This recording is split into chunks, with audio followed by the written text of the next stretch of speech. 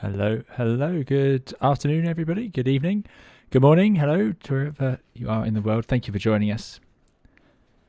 I'm 320 Sim Pilot. Today we're going to be taking a preview look at the upcoming JustFlight BAe 146 for Microsoft Flight Simulator. So this is a very, very exciting day. This is something we've been looking forward to for a while. It's been in the works for a long time from JustFlight. They've also produced it for other simulators, and now we're finally getting a chance to take a look at it in Microsoft Flight Simulator. Now, they've been very kind to send this over early. This is very early for a preview, so I'm very thankful to them for sending it over. But the reason I tell you all that is that we must remember this is a work in progress we're looking at today. It's a preview build. It's not final. They are adding features daily almost at the moment. So it is going through its final sort of wrap up. So yeah, it's not finished. There will be things that we see that may or may not be as we would expect, but it's all being worked on very hard. And if you've ever used JustFlight's 146 in any of their other simulators, you'll know exactly what to expect. It's fantastic. I'm already totally convinced that it's going to be an excellent aircraft when it's released, because it already is basically. And we're going to see that today. So what we're going to do is fly it from here in Southampton. We're going to completely overstretch the range to Milan, which I've recently discovered it probably wouldn't make. So we've got auxiliary fuel tanks, and we're going to do our best. I think we might manage to squeeze the fuel out of it. Part of the reason is this is the 146-100. Now the package, when it's released, will come with the other variants. That's one of the key advantages of this add-on, has always been that it comes with so many versions. You get the military versions, the Queen's Flight versions, the 100, 200, 300, but all we've got for now is the 100, so that's what we're going to look at today. So jumping into the chat, thank you all for joining us. It's good to see you all here. Manos, I hope you're doing well. Sven W, good to see you here as well. Dave, Pilot Olaf on Twitch, thanks for joining us there. John773, I hope you're doing well. Ernest doesn't like the starting music, sorry. We've had the same music, I think, for a couple of years now, so it's unlikely I'll change that anytime soon, but yeah, appreciate that it may not be for everyone. Jack is down. Pilot Olaf, I hope you're doing very well. Thanks for joining us. Streamlabs seems to have come to life, which is good. Andrew, good to have you here. Conveyance Games, I hope you're doing very well. And Hayden J. Robbins, good to see you. Thanks for joining us. And Ed Haslam, of course, two of our long-time viewers. Ed says, need clarification on A320 NEO VNAV. I have indeed heard the same. We'll talk about that later. But we've got lots to talk about with this aircraft today anyway. Hence, I wanted to do a bit of a longer flight that might stretch the range a little bit. Yeah, so John Padfield, I hope you're doing very well. Joe, the space guy, says hello from Norway. Hello to you. Thanks for joining us. Thanks for the subscription beta. I hope you're doing well. Richard V, thanks for coming to moderate. Lush has been looking forward to it, so thanks for joining us. I'm glad you're all looking forward to 146. I am indeed. Dougal, thanks for coming along to moderate over on Twitch. Mr. Banana, I hope you're doing very well. Mr. Banana says, this is my most anticipated aircraft in the sim so far. Well, I'm not surprised. Yeah, Klaus, good to see you. Brewster, Pavel Kostrov, good to have you here. Yeah, great to see you all. Thanks for coming along. Sorry if I missed anyone. Andy H1302 says, Daniel stood for Davison Newman, started in 1953 with a single DC-3. There you go. So we'll talk a little bit about the 146 history and so on as we go through it. But yeah, Danair, very classic livery. They were the launch customer for the 146-100 that we're using today. So it seemed appropriate to use them. Good excuse to use some slightly different runways as well. Thanks for the follow to Conveyance Games. Leon L says, does the BA 146 come with all three variants, or do you need to buy each separately? No, it comes with all three. All three. So yeah, it's we haven't got all three today, but it's yeah, a big package. It comes with plenty. I think you'll cover what you're looking for. Paddy, good to see you. Paddy says that's a handsome looking plane. It is indeed. So right, before I get too distracted, this is going to take a little while. So as we said, this is a preview build of the 146. So it's not final, but I would say it can't be far off. It's looking very good. I believe the release date, which I know you're all going to be asking about a lot throughout the stream, I don't have an exact release date, JustFlight haven't confirmed it. They are aiming for, I think, within the next few weeks, couple of months, something like that. So we're not far away now. So let's give you a nice panoramic tour of the outside. They've redone a lot of the texturing to make sure it takes advantage of Microsoft Flight Simulator, the PBR and so on. Again, this is one of my all-time favorite add-ons that they released for X-Plane 11. I'm not a confident 146 pilot, so I've never flown it obviously in real life. I have spoken to pilots who have flown it. Universally they like it. I've never met someone who flew the 146 and said didn't really like it. They all love it, and there's a few reasons why. We'll talk about some of the ones that I know of as we go through, but like I say, this is the 100, the shortest version, the smallest range as well, and was the launch customer of Danair. So there's some unique things to this. Obviously it's got 4 engines, and that's a bit of an unusual one. But there is a reason for that, and that is they wanted it to be quiet, so it needed to fly into regional airports as quietly as possible. There is an advantage to having more engines, which is, of course, they don't have to be as loud and powerful. So, yeah, there's the nickname for it is Whisperjet. I'm pretty convinced that Whisperjet name is just marketing. I've never heard an actual pilot or passenger refer to it as a Whisperjet, but that's certainly what they'd like you to have referred to it as. So you've got these little geared turbofan engines, nevertheless, which geared we didn't see until a lot later, quite an unusual thing, often referred to as 4 APUs. But there they are. Not particularly powerful. It is not a fast aeroplane. It does not climb very high either, but it is certainly good for its short regional airfields, and it's good for fitting quite a lot of passengers because, as you can see, a surprisingly chunky fuselage with such a small airplane. Hayden J. Robbins, thank you so much for your £1.46 super chat. Really appreciate it. I hope you're doing very well. Thanks for joining us. Thanks for donating towards the channel. And of course, I see exactly what you did there. Now, I'm having a bit of trouble with my YouTube chat feed. There we go. Okay, I think I can see you guys now. Great. Good. Lauren V, thanks for joining us to moderate. Yeah, so plenty of liveries to come with it when it comes out, but we won't go through that yet because they're not all added in yet. And there's a whole host of features that we need to talk about as to what will be included and not included. But there will be an FMS version. We don't have it today. We are flying completely radio navade. So this is why my flight plan, which you can fly along, you're welcome to if you like. We're going to fly VOR to VOR. Won't be a problem today, and it's something I actually quite enjoy doing in Flight Simulator because I don't get to do it in the real world at all. Thanks for the follow to Toliss Smith. Yeah, so let's take a bit of a closer look. This is going to be a bit of a longer stream. I'm going to take my time. I don't want to rush anything. But like I say, I'm not overly confident with the 146. We have flown it several times on the channel. I've made a few videos with it in X-Plane. So I'm going to hope that I can keep it together enough for a sensible flight in this. But yeah, just look at it. It's just transferred so nicely. But again, it was graphically one of the most impressive add-ons in X-Plane as it was. Yeah, there's more things to come. You can have the pilot's visual. There's more animations to be added into the cockpit. There's all sorts to come. So we'll talk about that as we go. It does have a cabin, you might be wondering. So there it is. And this is its Jumbolina name, 3x3. Very unusual for an aircraft of this size. Comparative aircraft like the turboprops, typically 2 and 2, or maybe a bit like this. What's that? Yeah, 3 and 2. See how it narrows down. Very unusual. Gives some strange views out the window as well because you're looking at the back of the wing.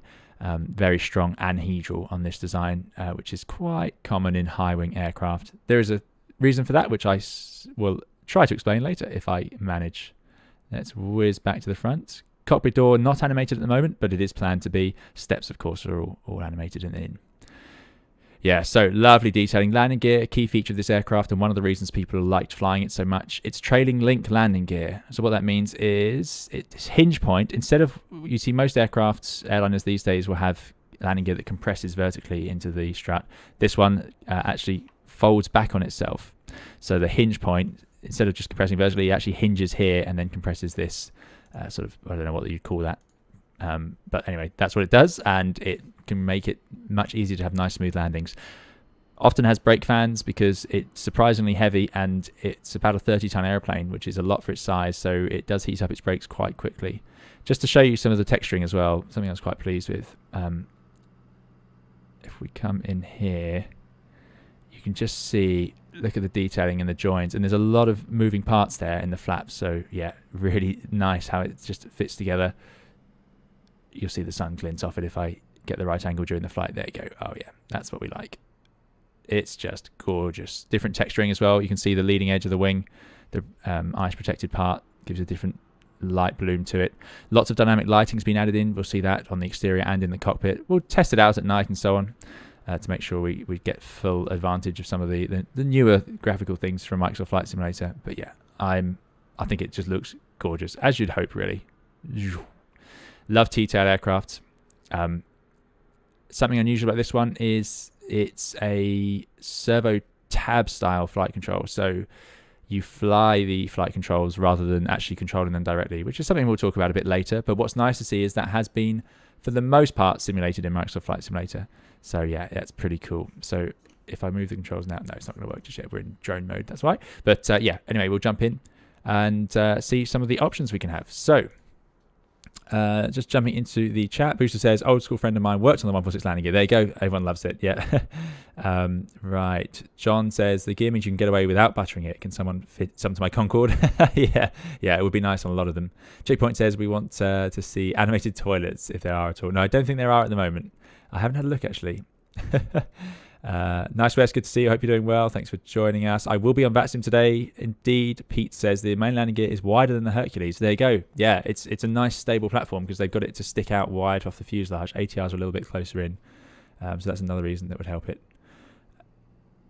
And he says, why were there 4 engines on the 146? There wasn't enough room for 6. Yeah, there you go. Okay, right. I'm going to miss a lot of things, but I will try and catch up in the flight. We have a nice 2-hour cruise, 2-hour hop down to Milan. Lovely weather. We're going to Milan Linate, by the way, in case any of you weren't sure which one it would be. So in we go. Like I say, the cockpit door not yet animated, but it is on the list of things to do.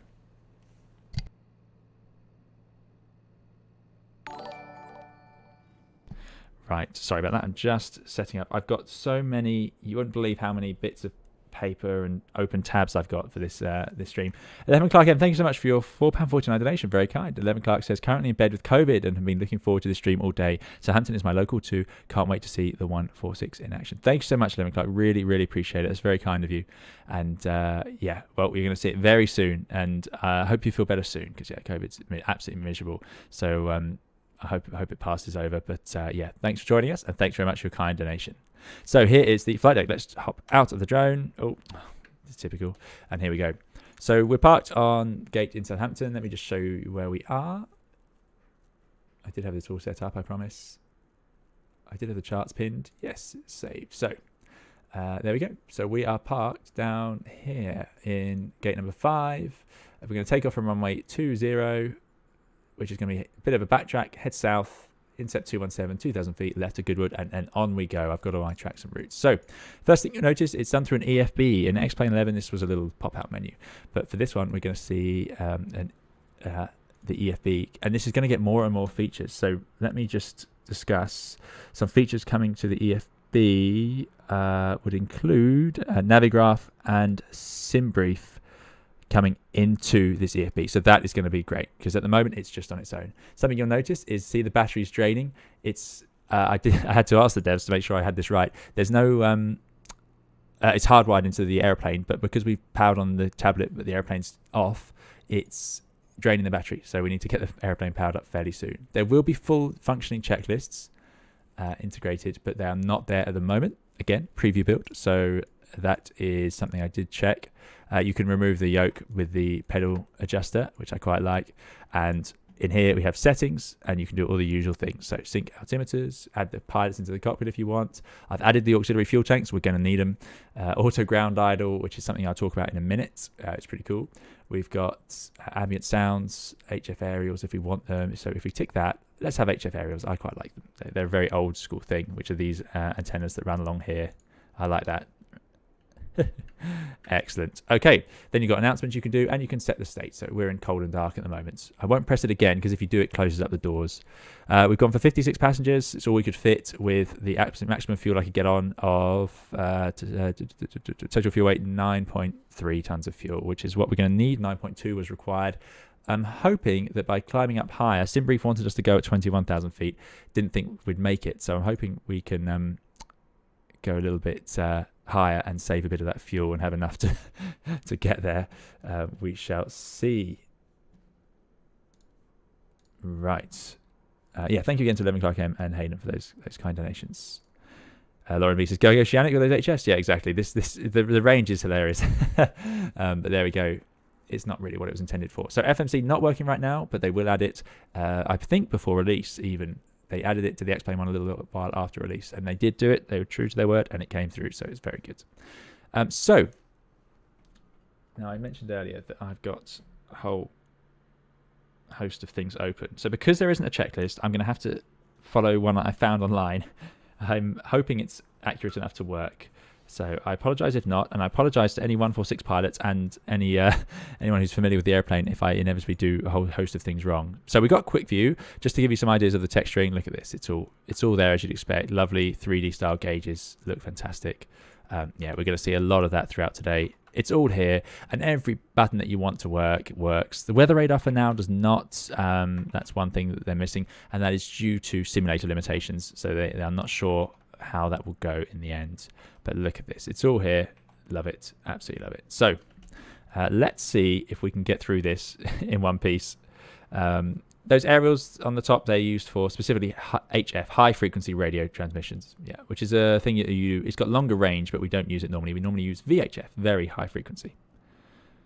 The 146 profiles are not very good on SimBrief, and the RJ profile should be used. Oh, thanks, Lauren. Well, that would explain it. Yeah. Well, we're going to have more than enough fuel. That's the plan. Because I remember last time we underburnt massively, so that's why I thought we could do this. Because it seems like this plane should be able to reach Milan, but with a 960-mile range, it's potentially a 600-mile flight. It's possible it couldn't. Good. So, how did the FPS compare to other aircraft, says Massive Nerd? I have had no issue. Something that you can do in settings is change the gauge refresh rate. So if you lower the refresh rate, the better the FPS will be. But I don't think it's heavy, but I must admit with my computer, I don't tend to struggle. So I may not be the best sort of litmus test for that. Kelly Smith, thank you so much for a $10 tip. Really appreciate it. Kelly says $10.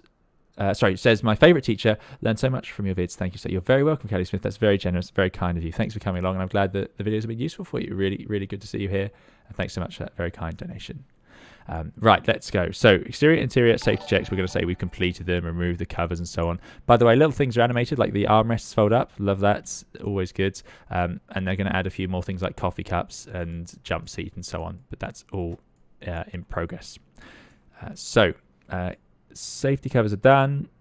Emergency equipment checked and secure. Oxygen main valve on. So that is over here, I believe. So we're going to turn that on. This is, I believe, to provide oxygen for passengers and us, but it doesn't seem to have worked. So do I have to twist this? There we go. So now we've got air, I suppose. Maybe that should be off. Didn't take long for me to get confused, but anyway, we're not going to worry too much because we're not going to need the oxygen. Like I said, I'm limited in my knowledge of a lot of things about this airplane, but we should be able to get through the flight. Right, circuit breakers are set. Battery voltage, battery on 23 volts we want to see. So now we're into sort of the usual, where is it? There it is, usual thing. So these systems are all up and running, which is just great. So if I check battery voltage, I can set that to BAT 1. I've got almost 30 volts, and BAT 2, almost 30 volts. So we've got plenty of voltage in the batteries. Andy says, I've tested it in X-Plane for my upcoming VA. I'm very excited to hear more about that, Andy. And it'll do Gatwick to Zurich, no problem. It'll do a good 90% of the routes. Excellent, excellent. Good to know. Thank you again to Kelly Smith for that very kind donation. So battery 2, that's all good. So we're going to turn on the batteries. And it comes to life. Now let me know how the audio is. You should be able to hear lots of things. There's lots of sound effects in this plane. I'm going to crank it up a bit because I know often you can't hear it. So let me know how it goes. Okay, so batteries are on. Bus ties go to auto. They're down here. Flick forward to auto. Standby inverter and standby generator arm and arm. They go forwards to arm. That's the standby inverter and generator. Gen 1 and 4 off reset. So they are both in off and reset. The electrical generators on this airplane are only on engine 1 and 4 as far as I can tell. And then the APU gen sits in here. Fire handles in. They're all in. And certainly don't want to touch those. And extinguisher tests we should complete. Now, I have not done the extinguisher test before. I'm sure it works, but I'm not going to risk pressing the wrong thing this early on in the stream. But yeah, you can do lots and lots of tests like that. Yeah, there's the annunciator lights test, which just works as you'd expect. Hopefully that goes out again. There it goes. You've got the master warning system test switch. There it goes. So it's all there. It's all there. How do I reverse that? There we go. Good. Right. So there's stop pressing things. Stop pressing things. Good. So we've done that. Anyway, generators 1 and 4 off, reset, fire handles in, and tested. Ice protection and heaters off. So that is the engine anti-ice is off there, and these are all the AC electrical heaters. So those are all off. We don't want to drain the electrical power from the batteries right now. Good. So now we're going to move up to the master panel, which is up here. and we go yaw dampers on. I want to see the AP master and the avionics on. And we want ground ignition A and B. And then we've got auto spoiler on. Now, this actually says in-op in this airplane, so I'm not sure if it was fitted to this early version. Afternoon flying for fun, TB. Good to see you. I hope you're doing very well. Yeah, sounds better now, says Ed. Okay, good. Let me know if you need any more volume. Only heard the ding. Okay, I can crank it right up. It might get a bit loud later on, and it will certainly get loud on the exterior views. Yeah, anyway, so auto spoiler. I'm not sure what this feature is. I need to look it up. They've provided an FCOM. There will be a full set of manuals, and any of you who use this in X-Plane will know that the JustFlight manual is very, very good, very comprehensive, but also not confusing. They provide a nice sort of flow through and a tutorial flight, which I've got here in the background in case I completely mess this up and don't know how to turn something on. Which is very likely. So auto spoiler, I'm going to R, but it says in-op. The checklist I've got is for, I think, a newer version of the 146.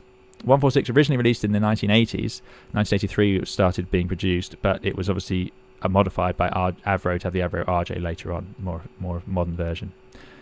But I like having the old one. I do like that. Ground ignition A and B, auto spoiler on, lift spoilers yellow and green on. So they're going to go on. Then we're going to go to the hydraulic panel and put the AC pump to on auto. I'm going to put it to auto. PTU switch on, and then we want to check that we get the pressure so that you see the AC pumps running. So it's providing pressure to the yellow system, I think, which is then through the PTU providing pressure to the green system. So that's working. I'm going to leave that alone, and then yeah, I think that's it for now. Matteo Chewy, good to see you. I hope you're doing well. Thanks for coming along and moderating. Good to have you here. Felix says, seems very heavy to FPS, just noticed. No, okay, so it's running completely smoothly on my end. Completely. I should really have an FPS counter up. Why it looks choppy will be my streaming software struggles when I've got high FPS and it tends to drop frames. So that's what's going on there. Right, we need to get air power to this airplane soon, or it's going to run out of battery. You can see the battery voltage slowly trickling down. Not too bad, actually, not too bad. Right, cabin emergency lights arm. Those are flight deck emergency lights arm. Where's the cabin emergency lights? Cabin lights, I think, are all up here.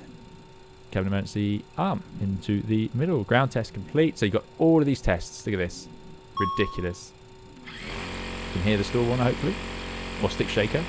Mateo's at work. Sorry, Mateo, but hopefully see you soon. Thanks for coming along. Good to see you, even just for a short time. Looking forward to this, says Holger. Do you know if JustFlight is making a simple EFIS? I don't know if it's going to have EFIS, but it will have an FMS, so you'll be able to fly LNAV and so on. It's speed warners. They got loads of great things. So you can test all of these. Oh, here's the fire test. There you go. We can do it. So you click him in, give it a bit of time. Let's put on some lights, logo lights. We'll have the beacon off, strobe off. I'll put the nav lights to high intensity as it's daylight. Good. So ground tests are done. Right, then we go down to our main panel. Stop beeping. And we are going to set the QNH. You can transfer it across. There is a click spots to make sure, but I've actually synchronized them all. Anyway, I think if you click that, it goes to standard. There you go. So what I like about JustFlight's efforts in Microsoft Flight Simulator is that they've been careful to include the stuff that we get used to in X-Plane. So if we can have SimBrief on here, I mean, that's going to make a big change, because I've currently got SimBrief PDF running in another window that you can't see. But yeah, there you go. Rise Up Music says, could you lock your sim to 30 or 60? I've locked it to about just under 30, but it doesn't help, sadly, with the... It helps a bit, because it was a lot worse before, but it's not perfect yet. Not perfect yet. Richard Darsley over on Twitch says, it's old enough that I think it started as the Havilland project. There you go. Yeah, eventually became BAE. So yeah, indeed, the Avro RJ is an updated version of this. Simon C says, as flight data sim says the minigun. Yeah, that's a good point. It does sound like that. Good. Right, so main panel. We've done our master warning test. We've done the altimeters. I'm going to set the heading bug now for runway 20. So this is where it's going to get a little old school, but please don't be intimidated. It's not hard. I've got a VOR tracking tutorial if you need it. Thanks for the follow, Gentle Rage. But yeah, I've got a VOR tracking tutorial, and anyway, when the FMS is in this thing, which it will be, I believe, for or soon after release, then you can just set this little switch to RNAV, and then the HSI will just run in an LNAV mode anyway. Right, so that is the heading bug set. We're going to put an altitude in the window of our classic. We're going to start with 6,000. Flight directors are off for now. I think I'll turn those on when I'm a bit more ready. I'm not going to fiddle too much with this. Park brake needs to be on and on the yellow system. Thrust levers are fuel off. So that's the end of my checklist. Which doesn't include things like the APU. So what I'm going to do is ignore that now, and we're going to do what we think we need to do. So overhead panel, we need to turn on the left inner fuel pump so that we can then power on the APU. So we hit start, and there it goes. So it needs that fuel pump running, a bit like the 737. We should hear it outside, but not all the sounds are working. I don't know if you can see that. There's the exhaust. So the exhaust is working, but the exterior sound maybe not. That's cool. That heat haze sort of blasting out the side. Here it comes.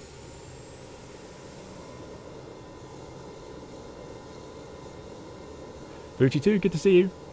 Hopefully you can join us if the Wi-Fi works out for you. Thanks for coming. Manuel says, so it has 5 APUs. It does indeed. There we go. That's up and running. APU power available. It says fuel low pressure, so I must have done the wrong pump. Maybe it's the left outer pump. Or maybe it needs electrical power. So let's put the APU gen on. That would explain it. Yeah, I think it's related. I think you need the right. It's just running on batteries until that point. That's my mistake. So there we go. Right, we got the power running. So yeah, so that APU low fuel light. So it obviously works without it, but it's just not very happy. Good. So that's on. We've got the APU generator. The engine generator's off, although I feel like we could change that. So let's put on these lights. Just going to have this all ready because I think it's important. We've armed the emergency lights. Screens work, by the way. Seatbelts can go on. We've already fueled up. Windscreen wipers work is what I meant to say there. We're going to come down here. We're going to turn on the yaw dampers. Yaw damper 1 and 2, which had a little warning light up there. That's now off. We're going to need that for the APU to work. It's got a brake temperature gauge, so you can choose to see which brake, individual temperatures, or just the maximum.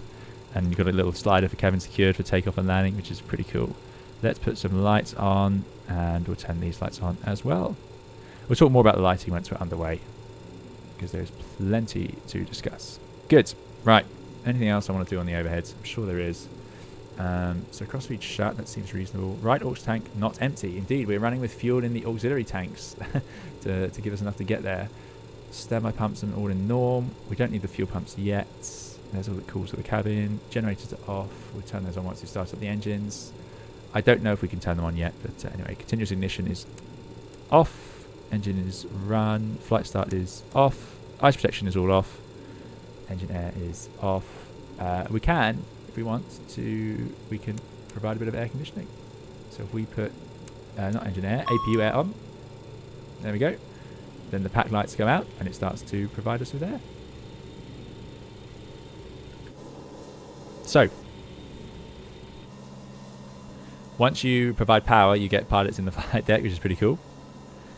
And you'll hear those ambient sounds. Again, let me know how the audio is, including outside. Good. So, why does the drone rotate? That is so frustrating. But there we go.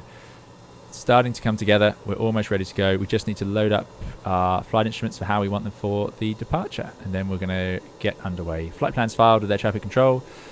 Fuel's on. Passengers are on. We're all ready to go. For a second now, basically filming a video again. Good. So, yeah, this is all good. We're running on the right power source. Let me just check. Just go check. Ready for takeoff selected. Oh, that's my fault. Cold and dark selected. That is an old problem. We had that first on the CRJ, where if you move your mouse off the screen, it does that. So anyway, good chance to show you. Basically, all we did there was turn on the airplane. If I click turn around, because I hadn't, it's not like I'd done anything useful in all that time.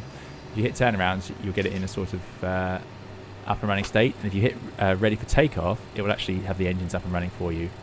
That's my fault because I was trying to click off the screen because I wanted to just check that I hadn't missed anything. So inevitably, by being too fussy with it, we've made it worse. Just trying to see. Stand by for me. Bus ties to auto. Yeah, left inner was the right fuel pump. Good. Yeah, okay. I digress. Right. Well, we won't do that again. So, anyway, the airplane's still loaded up. We've still got the same amount of fuel that we wanted. And let's close up the cargo. Let's get rid of the... Are we on the APU yet? No. Okay. Right, I'm with it now. So, we're going to fire up the APU again. There it goes. They've already left the left inner pump on. That's good. So, this is an airplane that's pretty much where we were. Which is nice. Nice to have those panel states. Master switches are all on. Good, good, good, good, good, good. Yeah. Great. So, we'll let the APU start up. Oh, wait, up here I can set the cruise. So, I think we should go to 30,000 feet, not 21. So, I'm going to set it to 30 because it's quite a long flight. No, it won't let us. It can't go to 30. How high can we go? 29,000 feet. Yeah. Well, let's try. We were going to get 21, so let's go for 27. See if that's a bit more efficient. I'm going to leave the pressurization mode in auto. APU's up and running. APU air is on with the packs on. Engine air is off. Okay, I think this is good.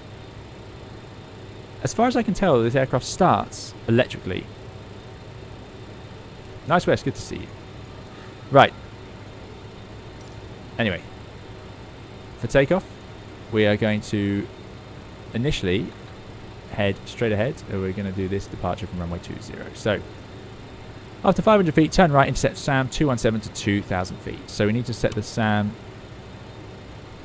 VOR. So if I go to pre-select, I suppose I just do the active one.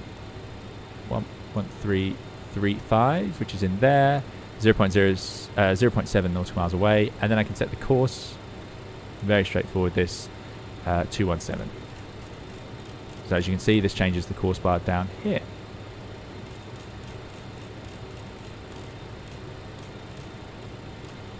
217. What I'm going to do on nav 2 is just set the next course, which is after Goodwood. I want a course of 156. So I'm going to set that up just as a reminder of what the next one's going to be, because we're tracking VORs, remember, the whole way. 6,000 feet's in the window. Good. I'm going to arm it now if it lets me. No, it won't let me. I have to do it in flight. And something else, clearly it's turned off by yaw damper. So yaw damper on. Brake temperatures are good. Squawk is going to be set to 7,000 and standby because we're not going anywhere just yet. Brakes are on. Okay, so yeah, so if you've watched the video so far or watched the stream so far, this is where we were almost exactly. So you can see that it's not hard to get going in this airplane. You can make it a bit more difficult by making a mess of things like I did, but it's generally quite straightforward. It's quite a well-designed overhead panel, especially for the age it was designed in. It's quite ergonomic and it's relatively straightforward. Just a few systems that I'd like to see automated instead, as you would probably guess. Thanks for those follows on Twitch. Really appreciate it. Thanks for joining us. Okay, good. Timo says, didn't know there was a BAe 146 for Microsoft Flight Simulator. There are so many releases. Yeah, it's very good. MK says you should test cold and dark in flight to check it works. Yeah, I think we might avoid doing that. Okay. Right. But the reason I'm still talking is because I'm desperately trying to not have to admit that I've messed something up. So we've got our course. We're climbing to 6,000 feet. We've got, in fact, no, we're climbing to 2,000 feet, aren't we? Ooh, it's going to be a sporty departure because this is the SID we're flying, and it stops at 2,000 feet, heading to Goodwood. So we'll see how that works out. Flight director bars, I'm going to flick on both sides. We've got to set our heading bug again because it's clearly deleted it. So heading bug 200. Yeah, boarding time. The thumbnail, for some reason, it didn't work properly. So the thumbnail should have been of a 146, and it shouldn't say X-Plane 11 anywhere. So I do apologise. I don't know what YouTube was doing. I made a specific thumbnail, but it didn't work. Thanks, Aaron, for following us on Twitch. This is indeed Microsoft Flight Simulator. Ronald says, I'm almost sad they will add an FMS, radio navigation. It's so satisfying. So they will provide the option, I think through the EFB, to have the FMS or not, which is pretty cool. Oh yeah, I've got to get our lights back on.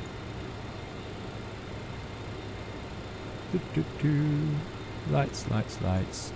Emergency lights armed. Fast seat belts needs to be on. Good stuff. So we're sitting on the APU. That's all good. That would probably be there now. Right. So no reverse levers, you'll notice. To start the engines is a bit of a interesting but relatively straightforward scenario. What's wrong with the APU? It's got an APU warning down there. I think it's just saying it's running. We can see here APU gen taking up volts and hertz. Pretty cool. Right, I think we're pretty much there. I need to just stop talking and start engines. So let's go to before start. Flight deck door.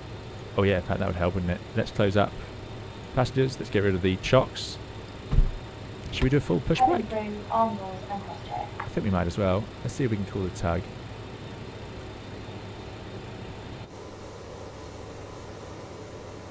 No.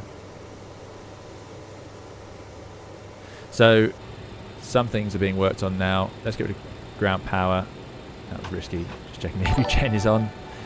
So we're all closed up, and let's get rid of the chocks. What we'll do is I think we're going to start up on stand, and I'm just going to cheat and taxi off as the stand in front is clear. But yeah, of course you could do the pushback if you wanted using Microsoft Flight Simulator. Indeed, no reverses, Manos. Mike Bakey says, did any of the supplied variants ever have an FMS, or is that totally unrealistic? I believe they modified these aircraft through to the late 90s. So yeah, I think that stuff was added in later, especially in the RJ versions. Indeed. Richard Dastardly says, how does a fully laden 146 do anything sporty? No, it won't. It really won't, as we'll see. Right, next thing, thrust management. We have this computer here.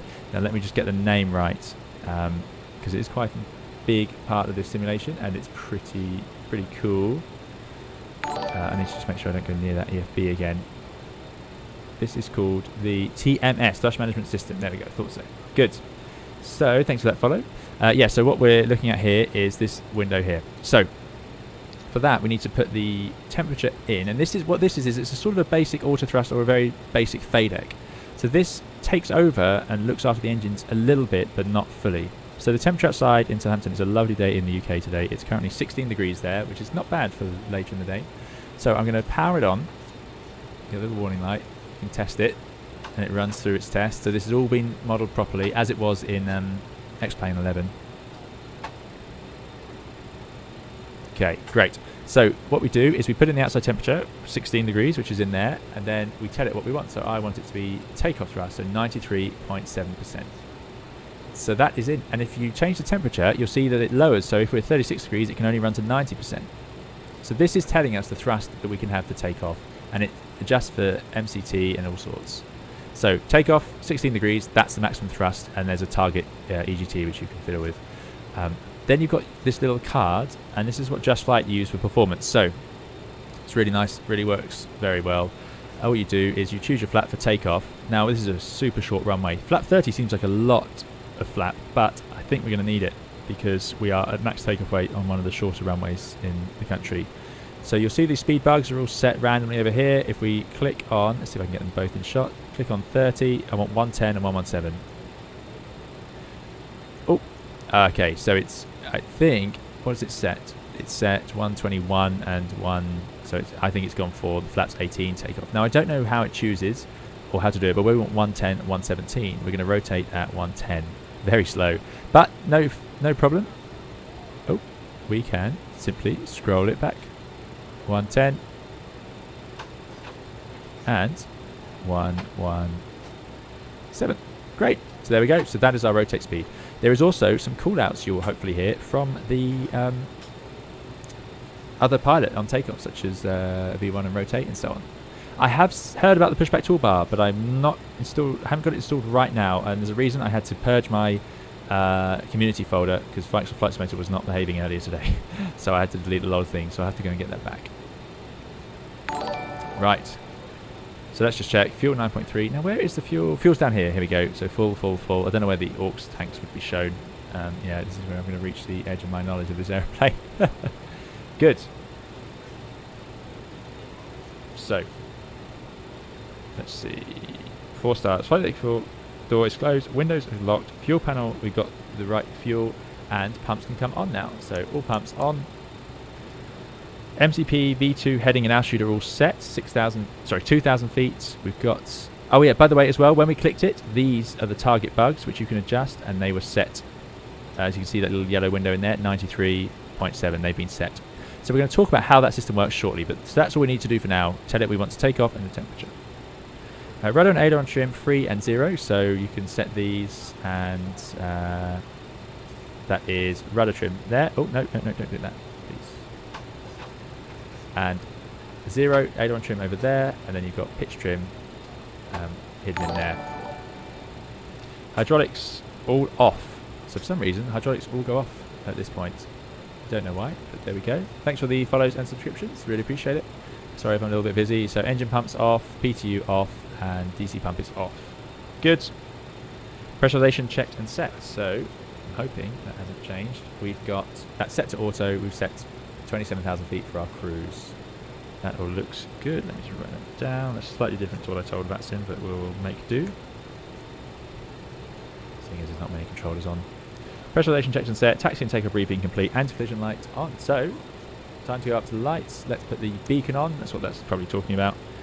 And packs and APU air off. So we need APU air off and the packs off.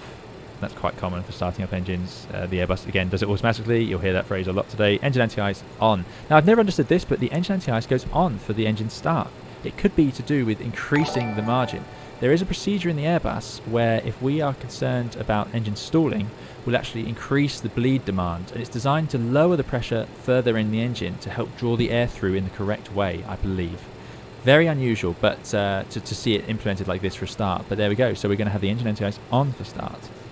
I think we're now ready to go. Next is after start. So, and you can, hopefully you can hear those ambient sounds. It's pretty cool. It's all the passengers and so on. Let me go to 1228.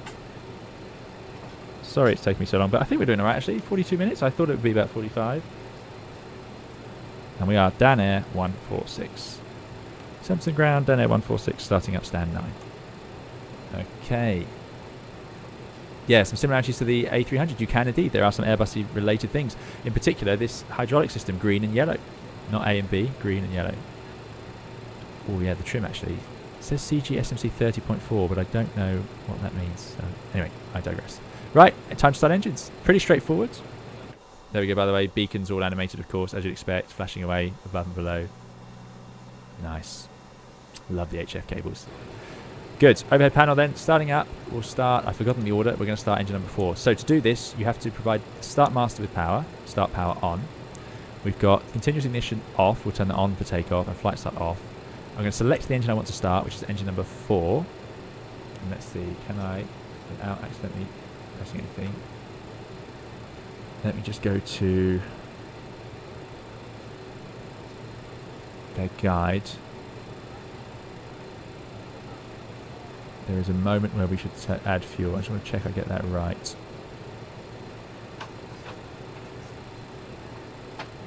%15% on the N2, we're going to add fuel. Great. So here we go then. 3, 4, 2, 1. So this is here. I think 4 starts first. I think it's 4, 3, 2, 1, but we shall see. So you press start. You get ignition A, ignition B, start operating. We come down here. Look at that bloom. Just lovely. We can see N1 is increasing and N2 is increasing. I need N2 to reach about 15%. Here's the fuel flow gauge down here. It's at 0. So that's reached 15. And we just flick that little switch, and that's a little cut off to move it forward. You'll see the fuel flow needle increase. Fuel used is written beneath. It's easy to get confused. And that is now spooling up. So we have a light up. We've got a target, a TGT. I forget what the TGT stands for, but I'm assuming gas temperature, turbine gas temperature potentially. Captain Alex, good to see you. Release date in the next few weeks. I believe they're aiming for sometime in April, but that is a target. I don't think it's confirmed just yet. So again, we're very lucky to get to take a look at it this early. Quite unusual. So thank you again to JustFlight for doing that. So there we go. N2 spooled up. That's a good one. The EGT's peaked. Or TGT I should say, and now it's stable.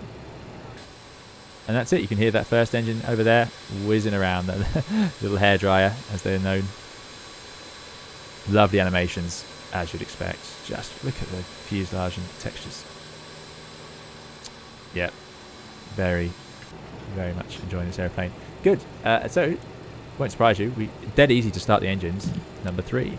I think it's important that these were easy to start because, of course, this airplane would do lots of sectors in a day, and with 4 engines, that's, if you did 4 sectors in a day, you've obviously got 16 engine starts, so you need it to be relatively straightforward. Right, N2 increasing through 15. Provide fuel. There it goes. And there's the fuel in. And there's TGT.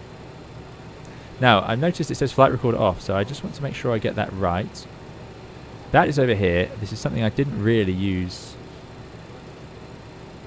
much. What you have to do is set the day and the month. So what's the date today?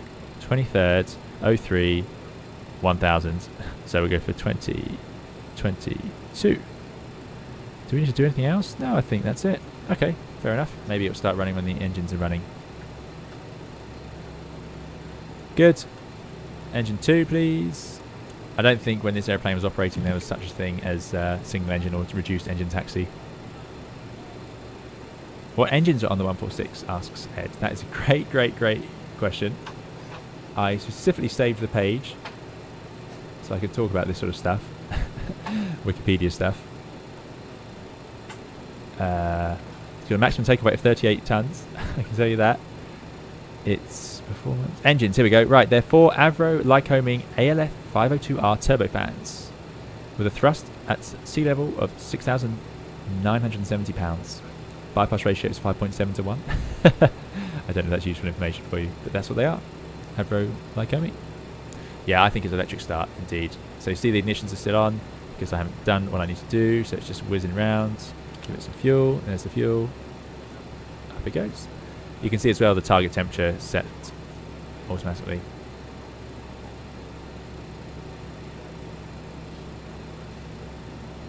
Yeah, don't forget your engines is run on, indeed, thank you.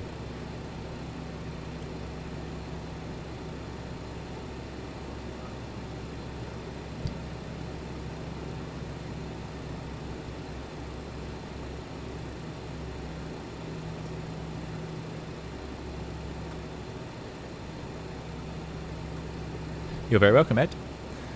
You're very welcome. Like I say, I've got a lot of tabs open here. I'm hoping to be able to answer questions that come up. This is just such a unique airplane. It's a piece of aviation history, and it's great to have it. It's just lovely. Engine 1, start. 26,000 feet altitude limitation applies in icing. Any airplane that has too many labels, you know, wasn't living up to the performance they hoped when they designed it.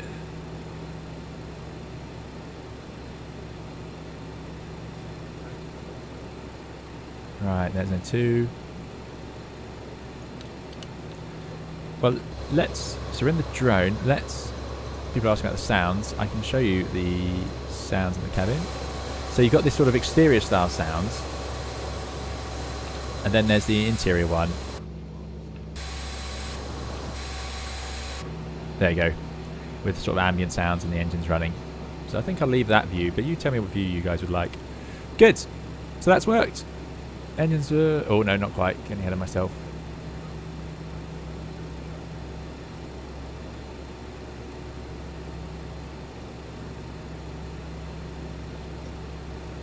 Hayden says you should see the size of the tiny pin that holds the engines to the wings. They might as well have used Velcro. I hear that about a lot of airplanes.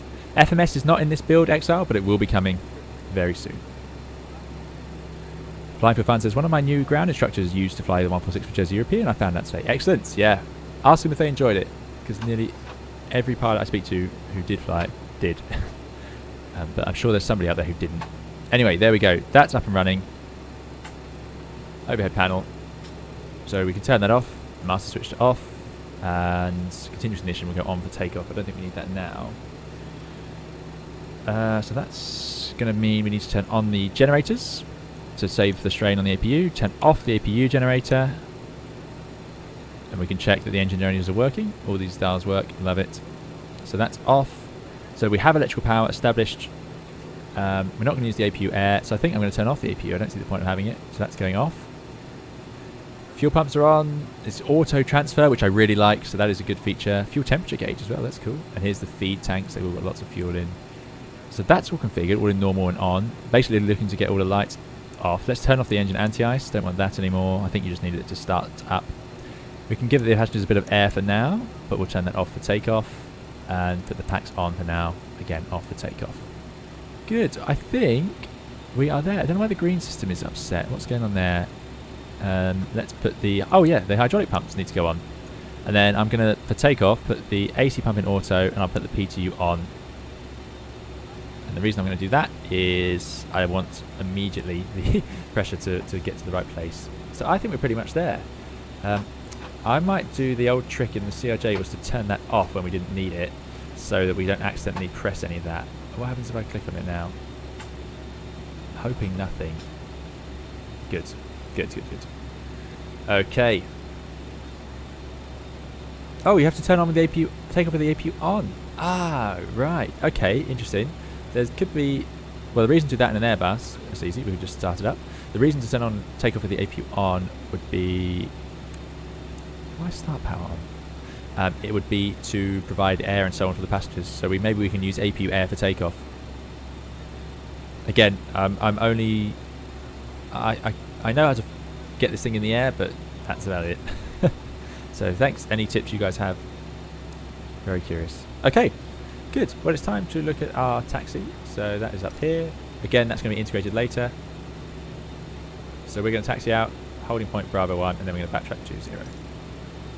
There's an airplane in front of us now, we'll have to ignore them. Southampton traffic, down Air 146, taxiing holding point Bravo, runway 20. Good.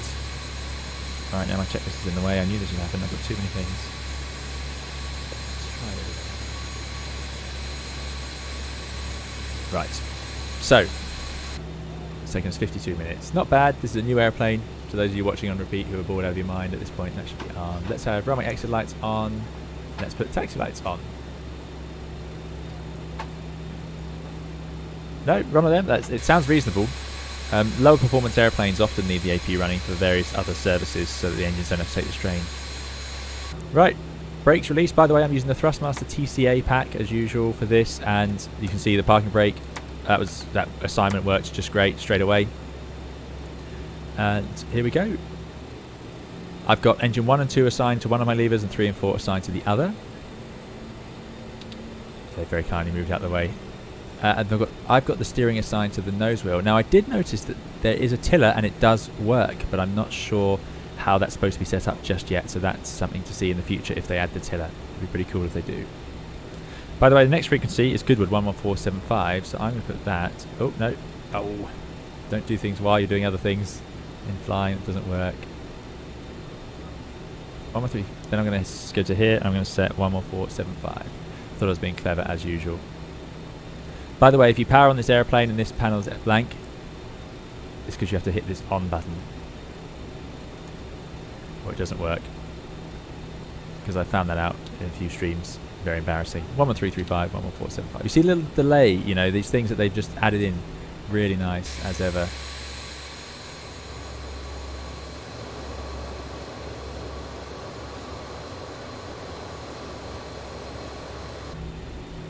Okay, runway 20.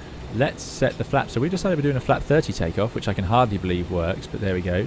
So, again, the flaps are nice because they have the same number of positions, funnily enough, as Airbus. So we're going to set it to 3. You can use the detents from your TCA pack. So that is set to 30. And before we enter the runway, let's get the strobe lights on. We've got the nav lights on. Set the landing lights. And I haven't heard anyone on 1228, so Southampton traffic down at 146, backtracking and lining up runway 20. Oh no, there's traffic out there. I don't. 1228. Am I not hearing them? That could be my mistake if I haven't set up the radios. So we're going to hold here. 122 805. There you go. It's a classic.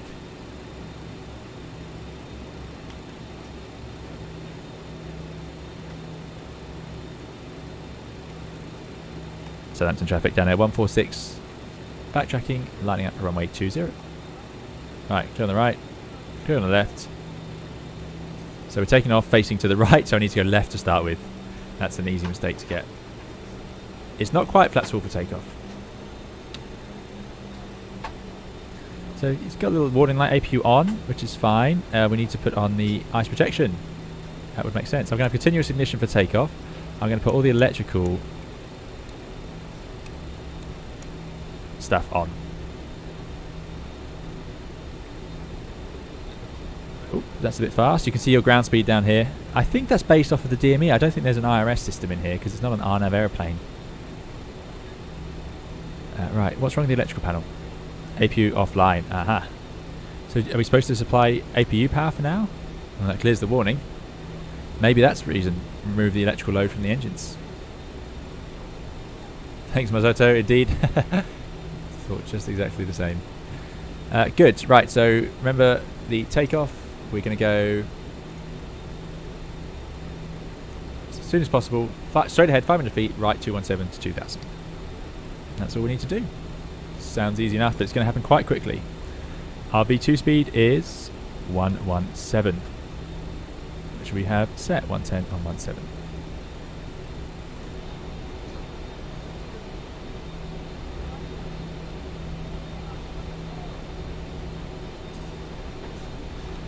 Again, this is a big step for Microsoft Flight Simulator. This is a full, you know, as detailed an airliner as you would like, and it's going to come with so many variants. And another thing I like about this is I've been flying it around in the circuit a bit, and it handles so nicely. Feels like a heavy airplane. You're going to see on takeoff that the grip on the nose wheel is still a bit heavy. It's a bit grippy from Microsoft Flight Simulator. Oh, by the way, now we're moving. You can see the ailerons move and see the elevator moving because you're flying those tabs.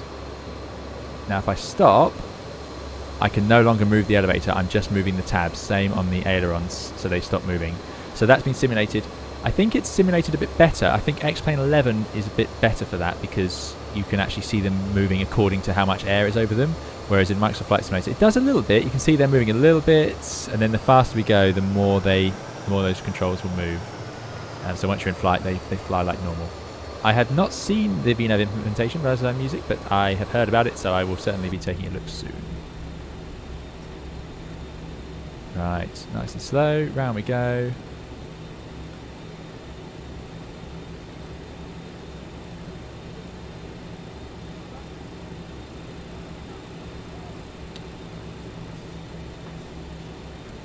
You can see when there's no FMS, it's not too bad to set up one of these airplanes. It's taken us an hour to get to this point, but I don't think that's too unreasonable for an airplane of this size on our own whilst chatting. Okay, so we're definitely going to do a stop start. Right, so the armed modes I don't have. I've got pitch and roll and nav 1, but I'm going to use nav, which is nav 1 up here. That's fine. What I'm going to do is press alt arm, so alt is armed. These are effectively our flight mode enunciators, but in old school style. Something that we also see in some other add-ons. It's pretty cool. There we go, out white, so that is armed and ready. Okay, I think we are ready to go. So, let's go to Milan. Almost forgetting where we're going. So, here we go. Right, thrust management system. That's what I need to talk about. So, to do this, all we do is, you can see the little blue diamond, or sorry, blue triangle. What that's saying is, I need you to move the thrust levers forward. So, when you bring the thrust levers within a decent range, it will then use a grip, a torque in there to move them into the right place to set 93.7. But it needs you to put them near that range for it to work. So right now I have control over the thrust levers just like normal. But if I put them high enough up, you'll see those TMS set to take off. There you go, TMS set to take off. So they've got some cool outs. So move it forward, forward, forward, forward, forward. You've got to go quite far forward because there's a lot of thrust. And then the blue diamonds go out. And that's because now it is going to set that on its own. Power set. So you see it overshoots slightly because I haven't set it perfectly. We are sitting still. And now, watch this. It's very cool. It's going to gradually reduce them to the 93.7 we asked for. So this is because it's in range. The triangles go out and it can actually target what it's wanting. And it will take a bit of balancing, but it does get there. Very cool. Something else, by the way, you've got a takeoff config warning we should have done. All good. So yeah, that's how it works. Pretty cool. I like it, and it's been modelled. Right, let's go then. So, stabilise the engines. It's 50%, all good.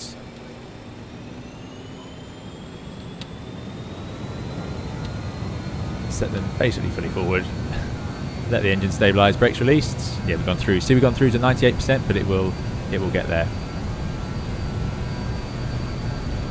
And he should call out for us. V1 and rotate. Let's just hope we get enough runway. Speed alive, both sides. terms of reducing that thrust now. Knots, cross check. There's 80 knots. V1. Rotate. Which he did based on the bugs, which is pretty good. V2. Positive rate of climb. Gear up. Gear coming up.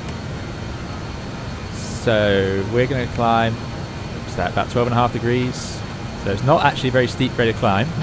Still accelerating, so I think I can go to 15. There's 500 feet, so we make our right turn to inset 217. And that's a bit much for it. You see the speed decaying.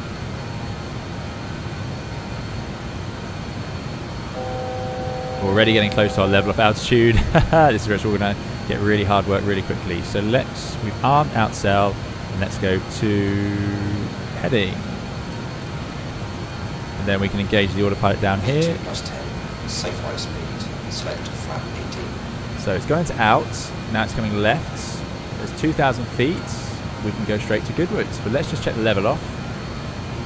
Speed's increasing. We don't want to be at takeoff thrust anymore, so I'm going to go to MCT thrust, 85.7, and it will reduce that down. Flaps coming in on stage. Flaps coming in another stage. FTO. Safe flight speed. Select flaps. There you go, he said safe flight speed, flaps up. And in they come.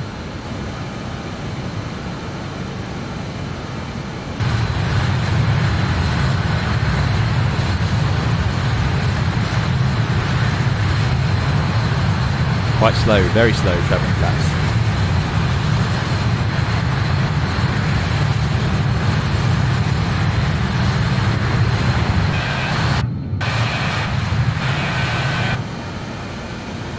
Right.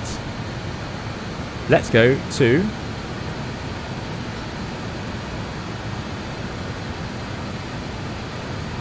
how do I swap this over? There we go. We're going to go to Goodwood. Oh, overspeeding. Slow down a bit. Gotta remember it's not got auto thrust. And we're hoping, let's see, VOR1 is a dash line, so it's over effectively to the east from here, which is what I was expecting. Yeah, so quite powerful in level flight, as you'd expect. So to go to Goodwood, we can just go direct now. It's currently about 090. So let's sort that out, and then we'll be able to climb up. 27 miles away, not far. We better slow down as well. And that's it. That's a takeoff. It is, yeah, it's all there. The thrust management, it all works. It's a complex little machine. Lots going on. It does need 2 pilots, really.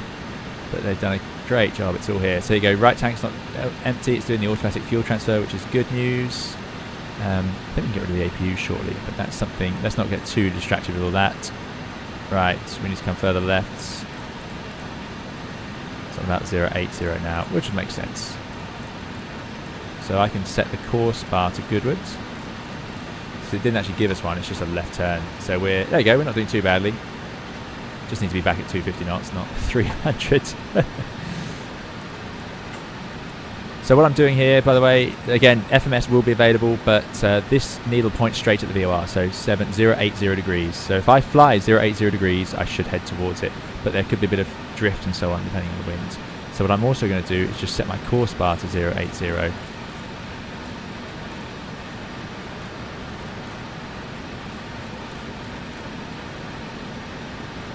There we go, we're pointing right at it. So what I can do now is go and engage lock.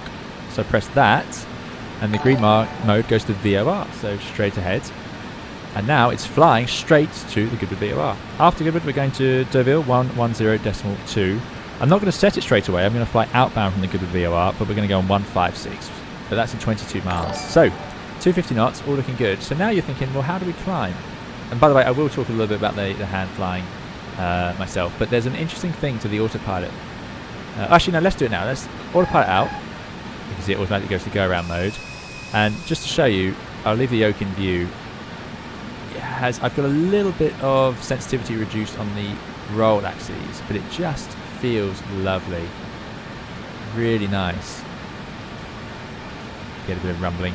I like it. I like it a lot. Yeah, it's a really enjoyable airplane to hand fly. Great job with that. Something nice about the 146 for hand flying is because the engines are in line with the fuselage, it doesn't change your trim too much when you add power or reduce power, and they've modelled that nicely. So you can make large power changes if you want, and it doesn't affect it too badly. In fact, it gives a slight nose down sometimes. It's pretty cool, pretty cool. There we go. It will eventually give you a bank angle warning. So it's 18 miles from Goodwood now. So what I'll do, I'm just going to slow down. I'll show you the air brake, one of the cool features of this airplane. I'm just going to show you the stall and the stick pusher. I know this is not quite accurate, but I think it's worth showing you these things in a preview build. We'll look more around the flight deck and systems once we're underway. So there's that big famous air brake at the back.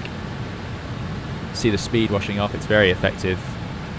Speed checked below 205. Select flaps 18. So he wants us to put flaps out, which makes sense. But if I pull all the way back, we will get the stall warner.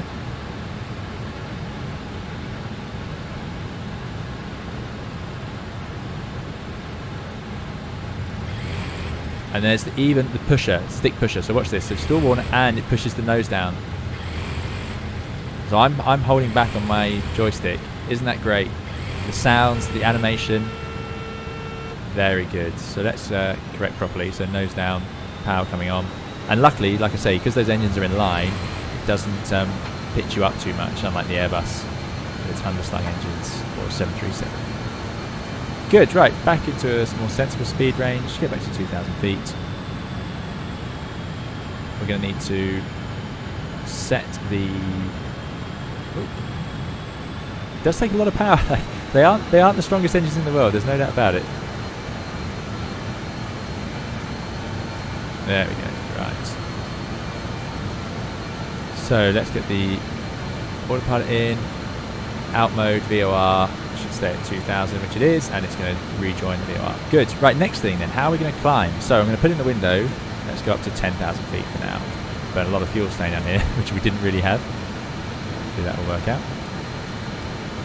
I want to go to 10,000 feet. So we're a bit far, so yeah, let's get the air brake in as well. Get a little warning light here for the air brake, pretty cool. That would explain why I needed all that power. Yeah, so we want to climb up. So there's a few ways we can do it, but the most common way to climb an airplane would be in IAS mode. So how do we do that? Well, let's slow down to 250 and I'll show you. So power coming off. We've got MCT as the target in here, which is good. You can see that little blue triangle telling me it wants more power, so it can set MCT thrust for us. So there's a thing called control wheel steering in this airplane called sync, and you can actually see the sync button written there. So what sync is it's a button that we can press and you hold it down, although I think it's a toggle in this airplane, in this add-on. And what you're going to do is then raise the nose, and then when you release it, it'll fly at that airspeed. So I'll show you what I mean. I didn't explain that very well. So we're currently about 250 knots. So I'm going to press IAS, and then I'm going to add power all the way up until MCT. So I add it until the blue triangles go away.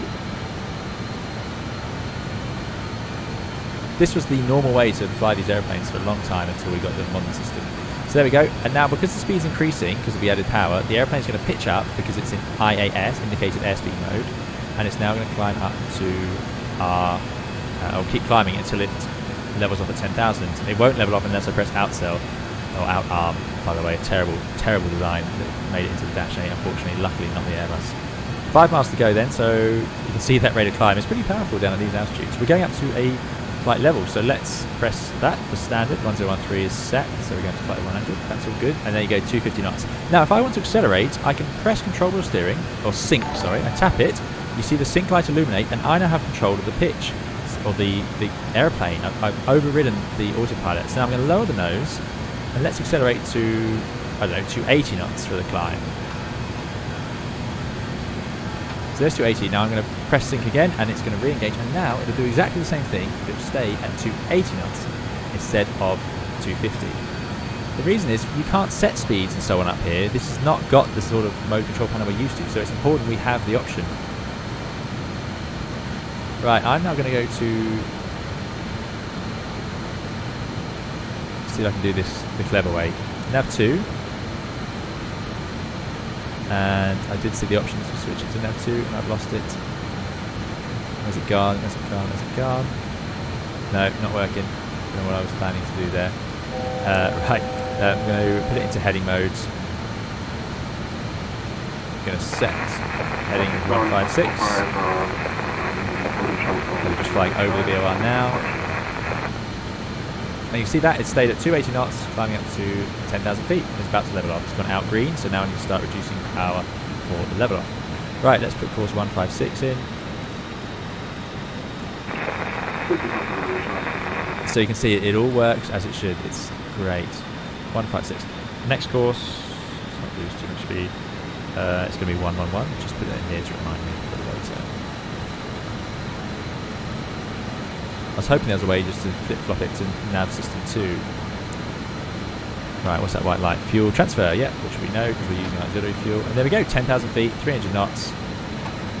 And what I can do is I can press sync. So instead of it targeting, because the problem of course, leaving an MCT means that if I ever get the thrust levers too high, it's just going to run them up to MCT. If I press sync, what it does is it synchronizes them all to each other. So you can see it's changing to whatever I've set, and then it's going to try and balance them all.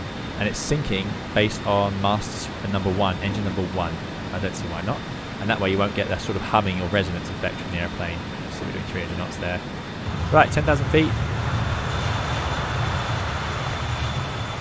Away we go. Yeah, head tracking could be good in this, yeah.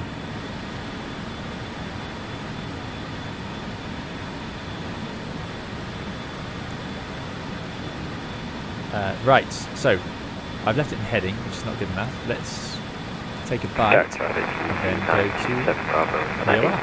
So VOR is white and armed. Dude, just works. Glad you're enjoying it. Sorry that I've not been in the chat much. So sync button within Microsoft Flight Simulator says tickle parts. Right, the sync button is assigned to, and I had this is something I did check. It's assigned to the toggle afterburner on off. So it's not a hold button at the moment, it is a toggle. So I actually quite like it, it works quite well. So I press my button which I've assigned it to, just a button on my joystick. You can see sync lights up, so now I have control of the pitch. And then I press it again and it goes back to the airplane. It works seamlessly, but it's not a hold, it's a toggle. That's the only difference there. Okay, so next I'm going to try and go up to 21,000 feet. That was the planned flight level. And after that, we're going to see if we can get a bit higher and save a bit of fuel. 21,000, we're already on standard, so it's not going to be much good. I think we're a bit fast to climb at 290 knots. So I'm just going to wind back on the speed a little bit before we get going. There we go, war's engaged. So we're going to head on 156 for 102 miles out to roll-on port 1173.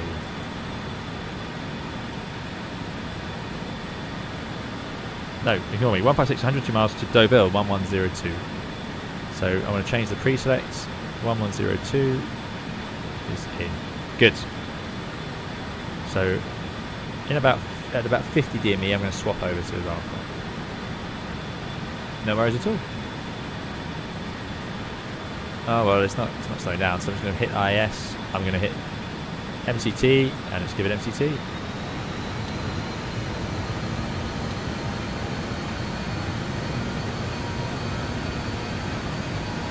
There it goes, it's taking control. It should set 85.7, so you can see it's over RPM at the moment. Maybe that's based on the TGT, I don't know. Again, I'm pushing it with some of these, but I got the takeoff thrust one. I'm pretty happy with that. Hammy says, hello there, is this study level? I struggle with the phrase study level for any add-on, but this is a high fidelity one, certainly. So this is comparable to any of the highly complex airliners, certainly. Now, I might, people might disagree with that right now because there's no FMS, but the FMS is coming. They have made it already in X-Plane 11, and it's on the way for this one. Indeed.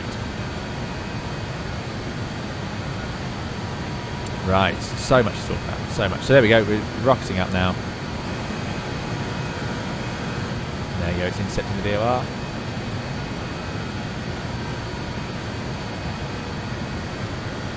So yeah, it's got no trouble climbing at 290 knots.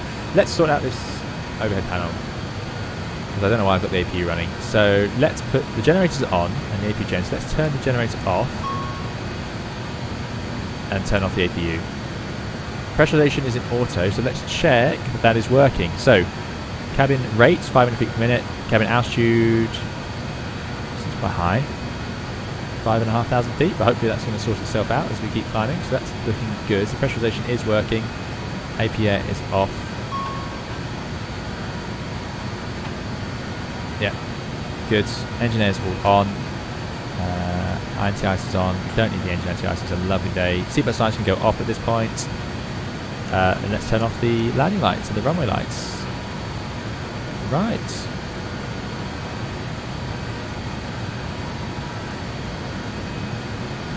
Excellent. Mariner Halley says, this is an amazing plane. The next plane. It is indeed, and it's great in this as well.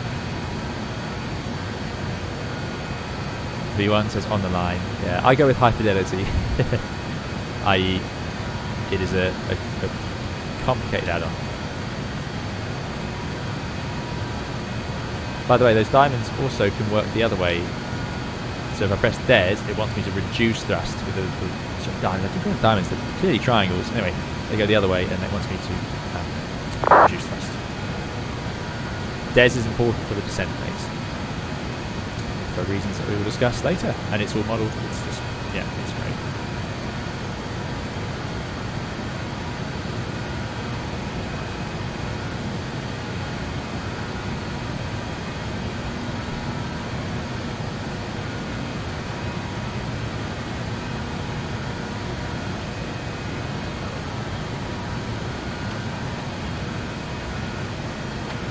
So Ricardo says, how are the controls? Are they very sensitive? So I've reduced the sensitivity in the roll a little bit, but no, they're not overly sensitive. I'm really impressed. Flying this around the circuit was really good fun when I was just practicing for this stream. So it does fly really nicely, in my opinion. That is going to be a subjective thing. Yeah, everyone's going to have different ideas, but I really like it. So you can see LNAV option there. So if we had the MS, we can just engage LNAV. We're doing it on the low test. Oh, VOR. Oh, out arm. Must remember every time out arm. Look for that little white. That's a terrible design. I hate that. Right, well, we've clearly made 21,000 feet, no issue. So I said we want to go up to 27,000. So let's just do that. And you can see, look at that. As soon as I change it, it disarms. And that would make sense. That's just a little dash. And it's just terrible. Terrible. Like, it's just asking for trouble because people are going to forget and have outbusts.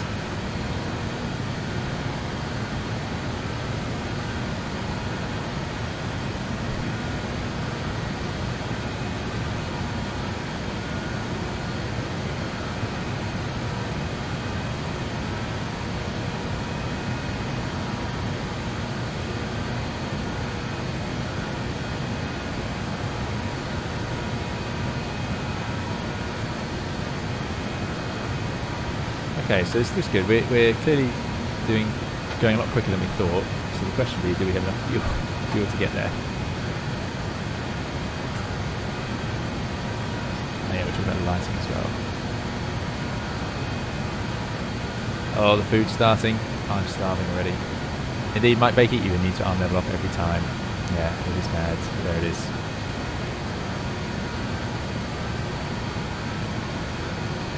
Ernest says, this aircraft seems so old. It is indeed. It is an old design. Not really flying anymore.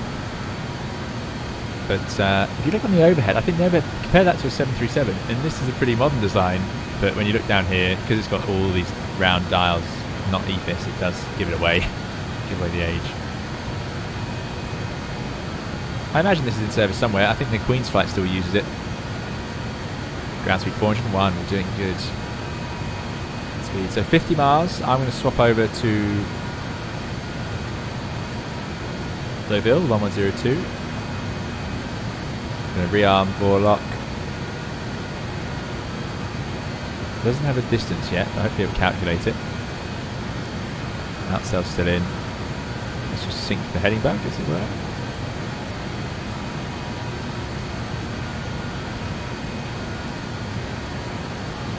More thrust, but I can't give it more thrust, so I must be missing something there.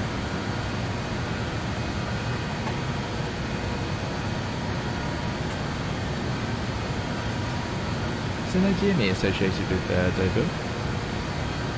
Possible. How do we go to route?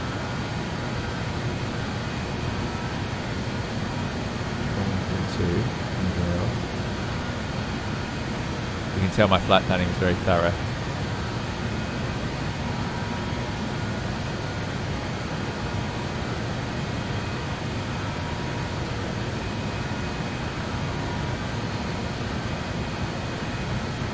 VOR DME.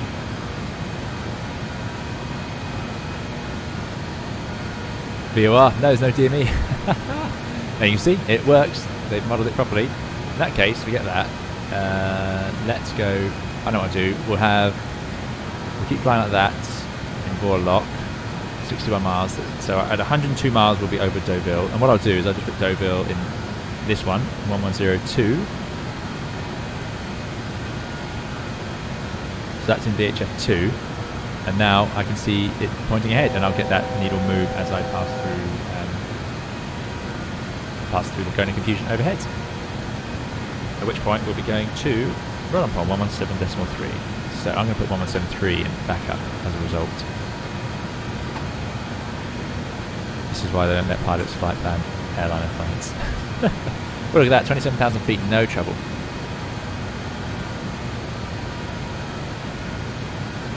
Thanks, R&B. Yeah, I agree.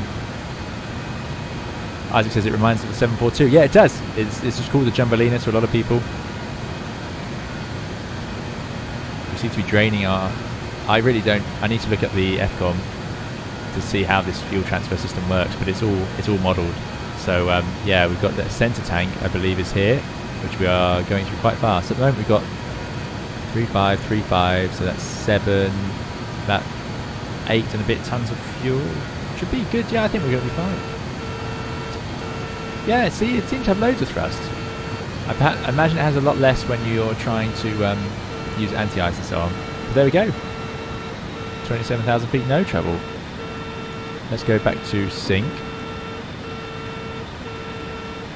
Let's see if we can set sensible cruise thrust without overspeeding. Somewhere there, probably. See what happens.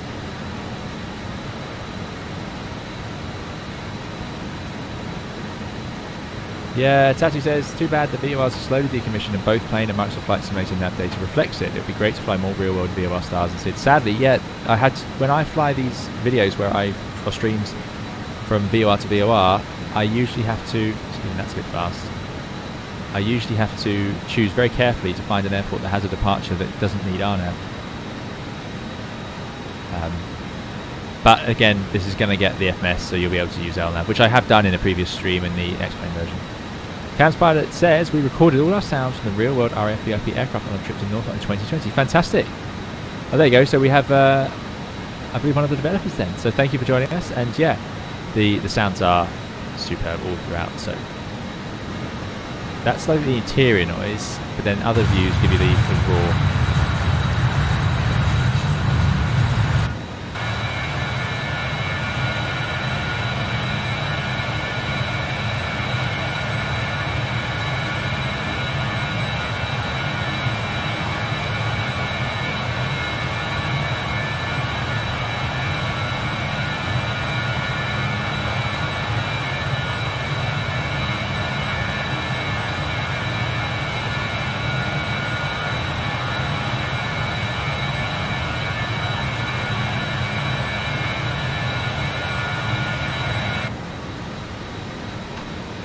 Richard Dusty says, VOR nav using Navigraph is horrid. Thankfully, little nav map lets you draw lines. So what I did was I went to SkyVector to get the tracks and distances, but I just drew it in using, I just zoomed in to pick VORs randomly, and I happen to know a few of these: Goodwood, Deauville, Roland-Pom, Geneva, and then from Geneva I know how to get to Milan, so it's just over the Alps. Jono says, is the power output of the engines correct? Is it not overpowered?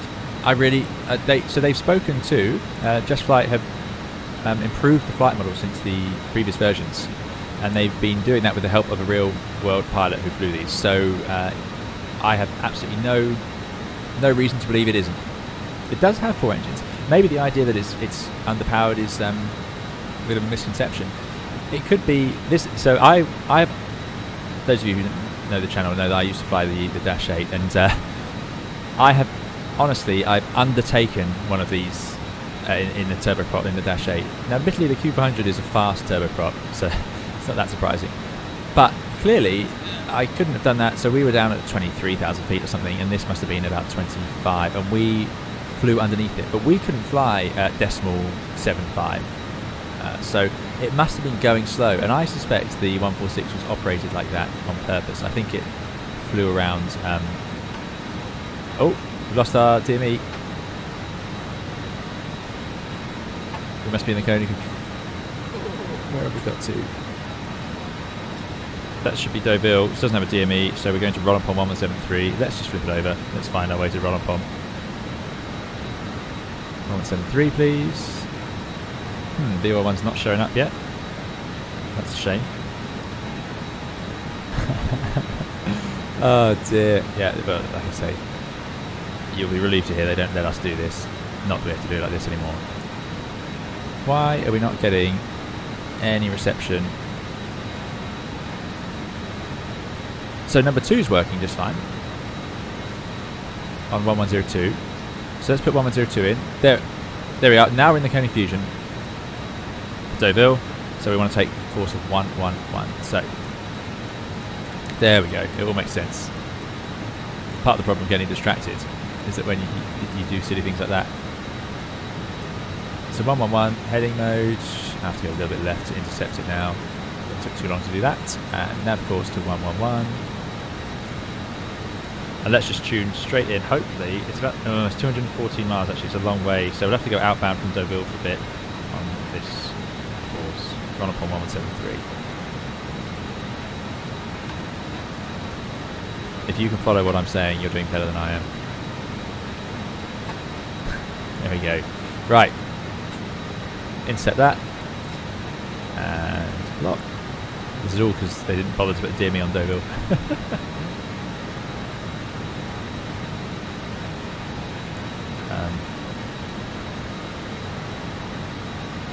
The altimeters should agree. 27,020, 27,000, 27,000. They all work. What it could be is that you'll see that could just tick over if it goes the wrong way, and it would say 900. Even though actually what it's saying is it should say 26,900, so it'd be 100 feet low. That's all I think. That's what you're seeing there. Because if I wind it down, then the 9 can start to appear.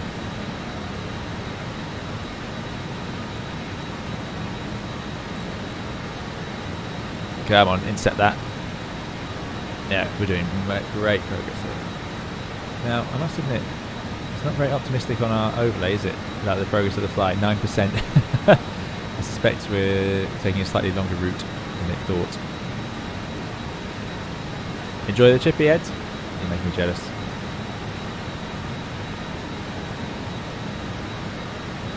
But yeah, anyway, so I think this airplane was a bit, it is still a jet airliner. It does have 4 engines. Yes, it's not as fast as a 320 or a 737, but I don't think it's unreasonable for it to get to 27,000 feet and 0.70 and still have a bit of extra power. I mean, the Dash 8 had extra power at its ceiling of 25,000 feet, so, or 27 respectively, but some airplanes are just, they're designed one way, but they're operated another, so I suspect it's quite common for the 146 to cruise a bit slower. Probably just ridiculous fuel burn. It's quite a draggy design. There's a lot of aeroplane out there. It's not the sleekest ever. It just looks great though. It's such a good job with it.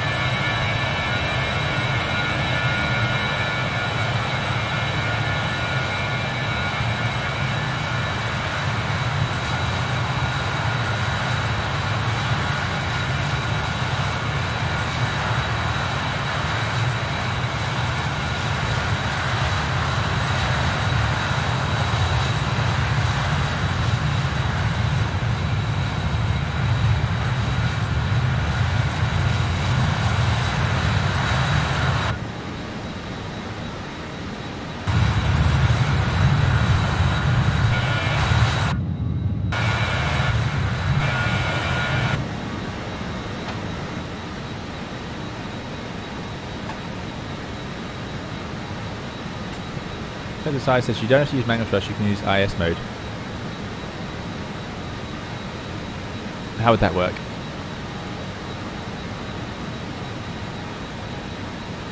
That's used for climbing. I believe that's used for climbing and descending, so I'm going to put it into out and just keep it where it is.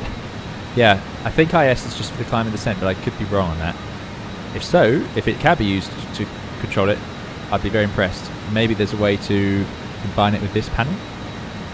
Anyway, I'm going to leave it in sync for now, as I know what I'm doing with that. We need to burn off more of this fuel. We're not burning as much as I hoped, or I'm going to have trouble landing. Although, that's a good excuse. We're going to have trouble anyways. Lower the swim volume? Yes. Let me know how that is. Right. So, what else have I got to talk about? So this aeroplane produced in the 1980s, 1983, launched with Danair, hence we're flying it now. 1992 was when RJ took over, Avro RJ, and they made a newer, modified version of it. It's the most successful British civil jet ever made. There you go.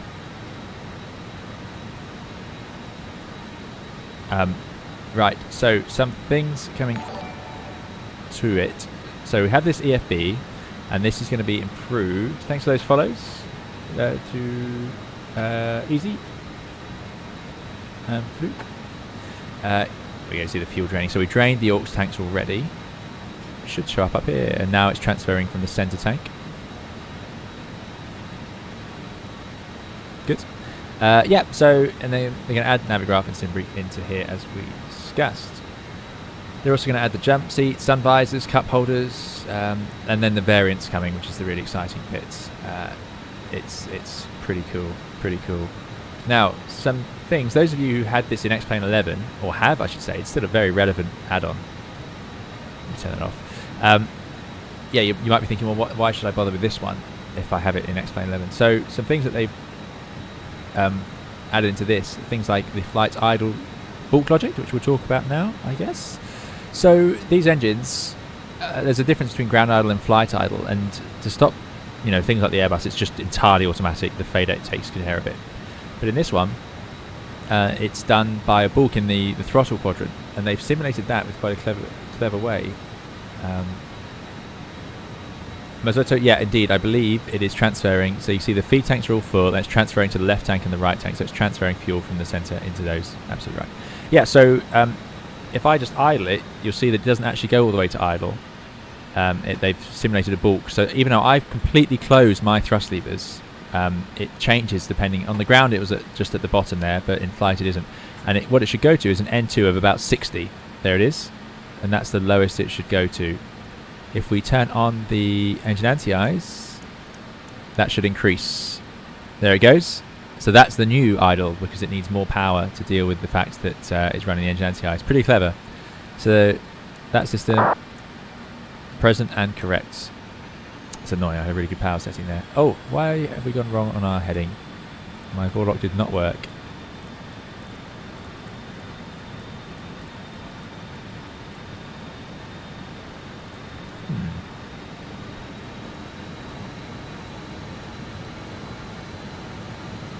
It's just dropped out into roll. It's entirely given up. So let's go heading. Out mode, heading. It's lost the VOR. 1102 was Deauville, which is not proving a very useful VOR. We're going to run on 1173. Let's set that up at number 2. See if that wakes up.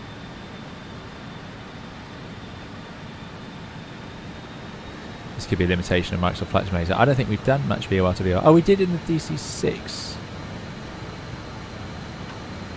So we're in a curious position here where it won't find Deauville of 1102, and it won't find run upon 1173. 1173, yeah. Which is sort of the exact opposite of what we needed to happen. And that's not the airplane, it's a simulator thing. So yeah, I wonder why. Very odd. You guys might be seeing the wrong thumbnail if you're still seeing the 757. So sorry about that. It should definitely show up as a 146. It's annoying. It took a really nice. I thought it was a really nice screenshot.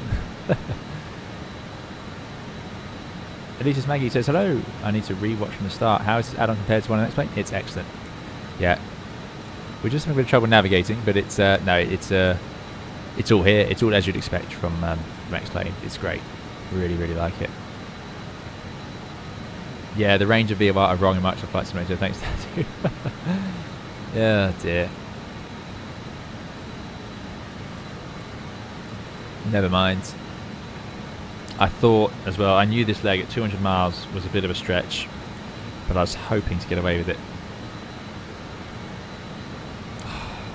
Why does the stream thumbnail shut? Totally wrong.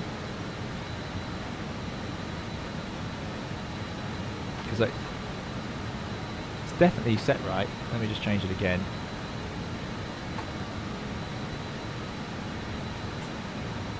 It's annoying. This is an old bug that YouTube had and then disappeared.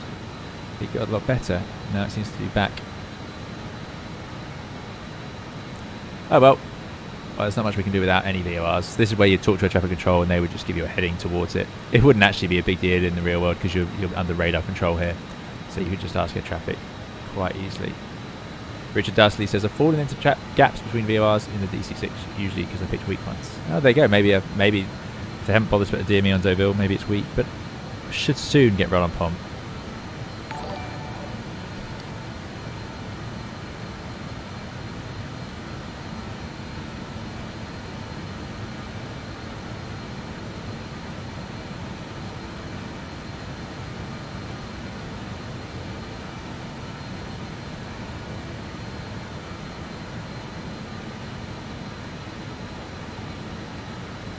Also interesting, I think this system works. Let's set a target speed.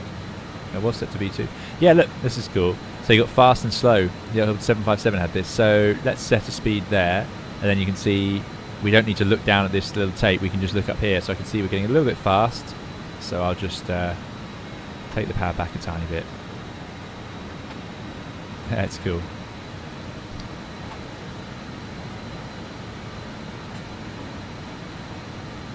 Yeah, I wish this was dead reckoning. This is just this is me just pointing it in the right direction until we can pick up the VOR. This is how you get across the Atlantic before they had proper routes. Listerman says time to put out the Shell Atlas. Yeah, indeed. That's obviously a bit fast. We're too close to the overspeed warner.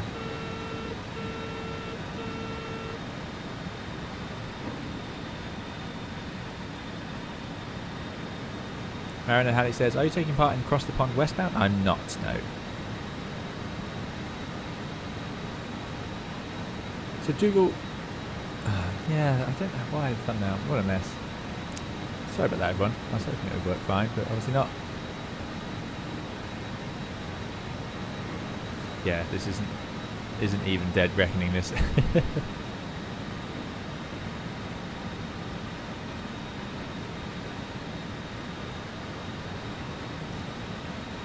I reckon we'll get a bit of a way across. Should pick up on soon. Let's just make sure we do have it tuned.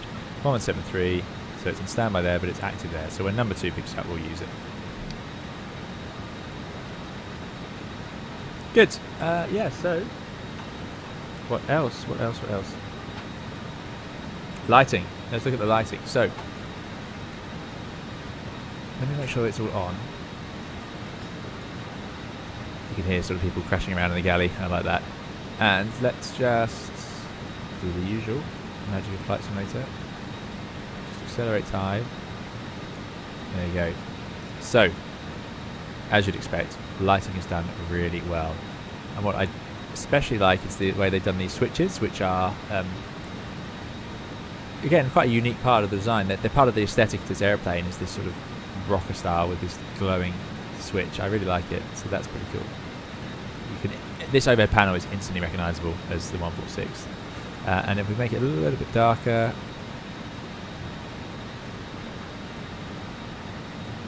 there you go.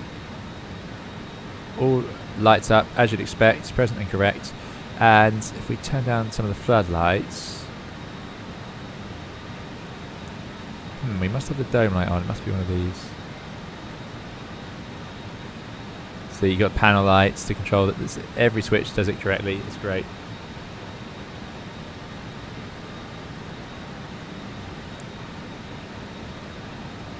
I want to find out how I control that one up there. I feel like that one's down here.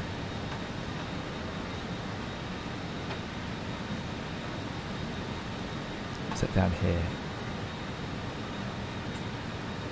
Panel flood, panel instruments. There you go. That one needs to come on.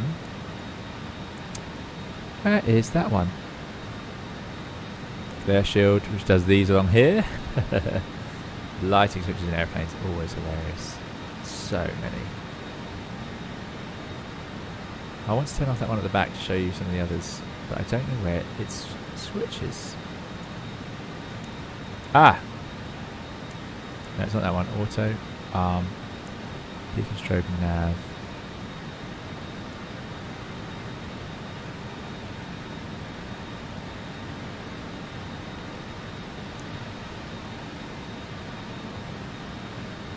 Where on earth would you control that one from? The Airbus has a light in the exact same space and it's controlled down here. There's a brake temperature minus 33. I think we'll turn that off, give it a break. Oh yeah, we should have put this on. TRA for that. Scorpion 7000. Console floods off. We may have to give up on this little adventure, but we can still show you what I was looking at anyway. So, we've got a little dimmer switch here, which can then be used to control the sill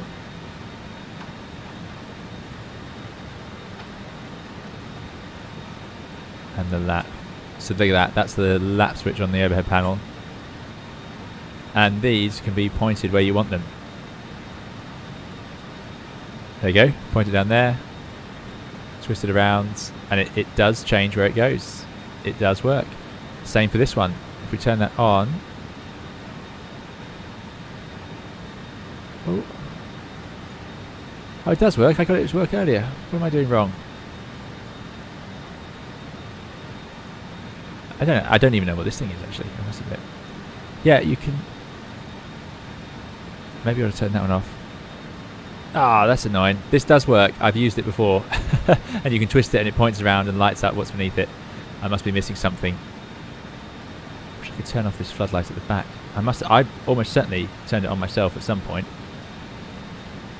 Oh yeah, the speed. There we go. We've got a VOR 104 miles ahead. 1173. Swap over 1173. Course of 111. 111. 4 lock. There we go. Great. We are indeed loving the 146 GWL. Thanks for joining us. So yeah, no, anyway, the lights are amazing. I'm obviously doing something completely daft with that, but it does work. And you can, I think that one's down the side here. Yeah, that's your little kit down there. But yeah, it's pretty cool the way you can move it all around. Maybe I have to twist it that way? What have I done?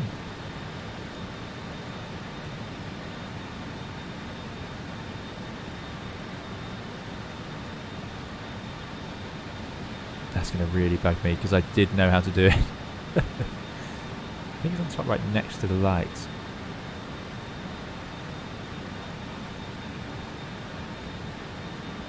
I know that's the button for it because I've used that exact button. But there must be some way to make it work that I'm not doing. Or something I pressed earlier. Anyway, enough of that. So, as you can see, lighting does work. What time of day do we want it to be? Early evening? Let's do early evening. What happened there? Oh, it's intercepted, I was going to say. Getting a bit slow. Top up the power. Kelly says, got the manual on another screen. Still button and the dimmer up. Yeah. It's about... I thought I did that. I thought I did exactly that 1,000 times, but there we go.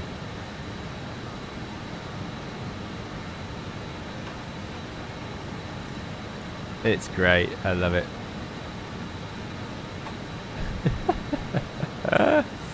Oh dear. I think if you have the yoke on, you can see it sort of shining a bit more. There you go, yeah.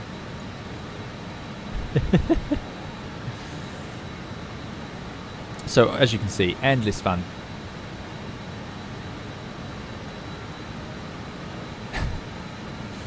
Right.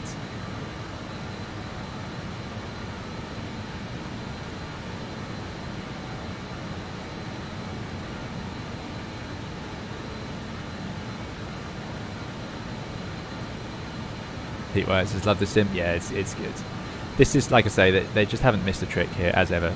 JustFlight have done so well with the Hawk, and now they've come and done this one, which is, it's just great.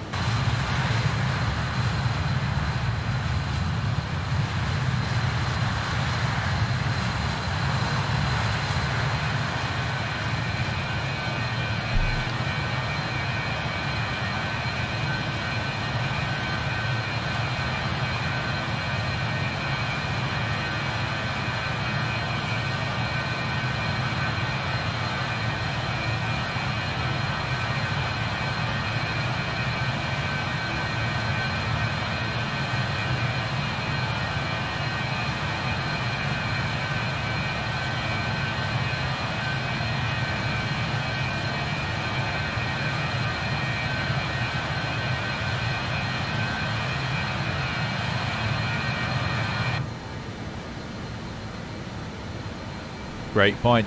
Can we see the cabin at night? So it has automatic cabin lighting. I have not tried this out yet. So let's keep that handy.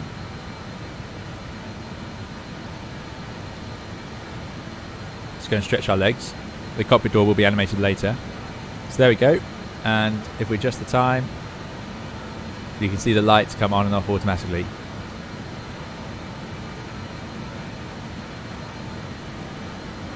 I think that's great. Off, dim, a bit brighter. Oh, oh, oh, oh, oh.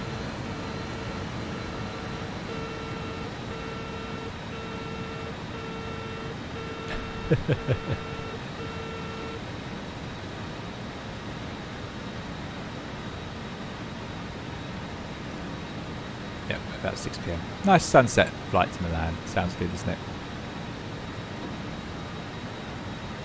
Right, well,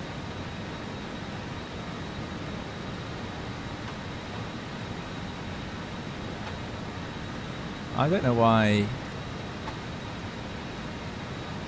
I would say we're almost halfway towards Milan, so I'm not sure why the overlay is so upset. It seems confused.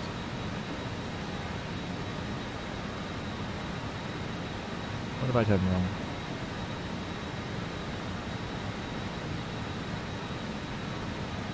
$470 miles to go.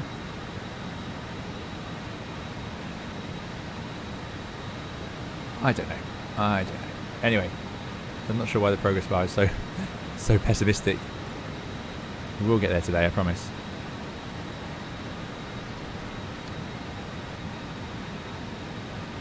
Pete White would like to see the Fokker F-27 in this standard. Yeah, there you go. Have to ask them. We will need a speedy ticket. Yeah, we've not been doing great for the speed.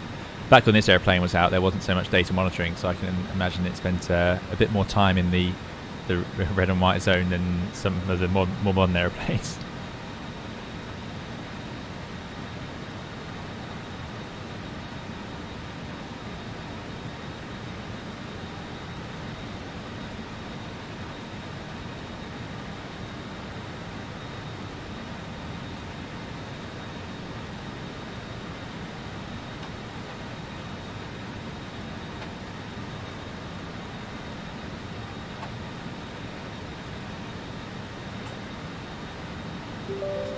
Oof, this is risky. Why am I doing this?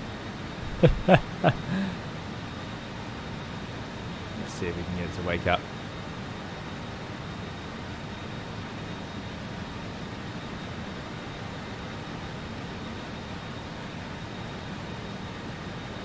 There we go. Halfway. Success. Success. Good. So yeah, lighting, dynamic, changes in the cabin. Just a little detail. We're slowly using up that inner tank fuel, but we have a bit more fuel on board than I had anticipated. I think those sim brief numbers are completely wrong. We've still got 7.7 tons. Oh, should have done seats for takeoff. Nice. And then next I'll do seats for landing, I suppose. I love it. Right, anyway, we are still in out mode, VOR mode, using nav1.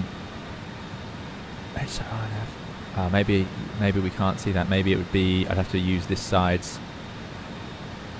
Or maybe I just set it to nav2.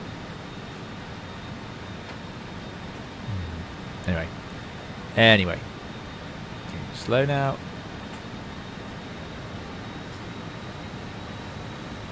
Oh, Ethan Master says, if you own this on X-Plane, will you get a discount from Microsoft Flight Simulator? I do not know.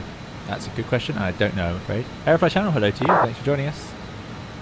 Wolf Alfie says, what plane is it? Love the content. This is the BAe 146 from JustFlight. It's not out yet, but it's coming soon from Microsoft Flight Simulator.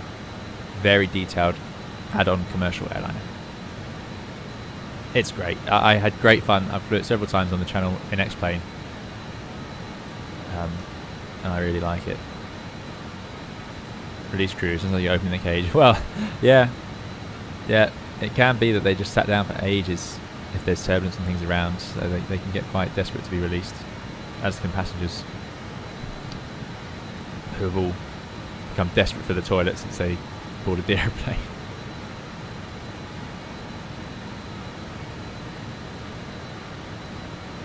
By the way, something I can show you in flight. Probably wouldn't do this in a real airplane, but there you go. If we squeeze the brake pedals, you can see the yellow hydraulic system running up to 3000 psi. The green being the alternate brake system on this airplane. Very cool. And that's why you've got this lever which you can twist to be green or yellow. I wish I hadn't done that. Yellow. Right, good. Warnings are gone.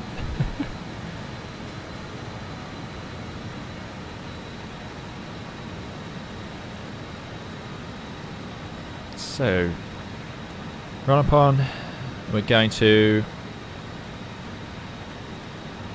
That's counting down, isn't it? 41.6, 41.4. Yeah, so we're heading towards that. That's great. After run upon, we go to Geneva. That's only 100 miles, and then from Geneva we go to Turin, which is going to be right on the other side of the Alps, and that is the entry into the valley. So not far at all once we get there. So we need to be pretty much prepared for that. So let's start discussing the arrival. Goodbye, Southampton. Thank you. I'm not sure. Does anyone know? Have we flown from Southampton on the channel before? I don't think we have.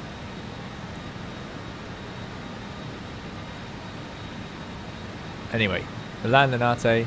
So they have stars. I think there's a few top. So we're coming by top. But this is, as you can see, RNAV. Now, I'm going to skip the star.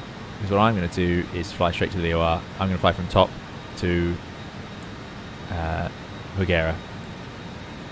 Coincidentally enough, we'll be using exactly that track, or 086. But yeah, what we are going to do is the ILS Zulu for 3.6. So from Voghera, I'm going to do the. I think we can do the shortcut version to Sorop. 3,000 feet, 4 miles level. Yeah, that should work. So we'll track outbound from Voghera 040, arm the approach, and head in on the ILS. So pretty straightforward. So we're going to arrive at Voghera, coming in from the west, and then just head out 040 in, fly the ILS, and down we go.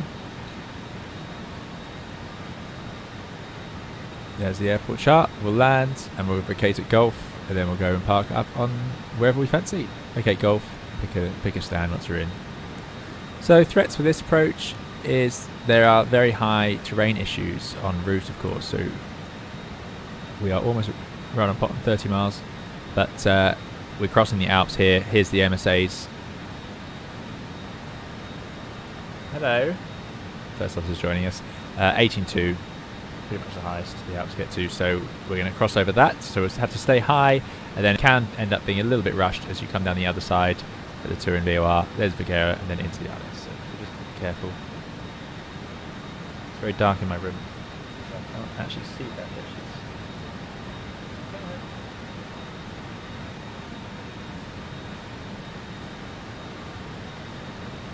Say hello. She never does. We can try. Hello. Hello. Nothing.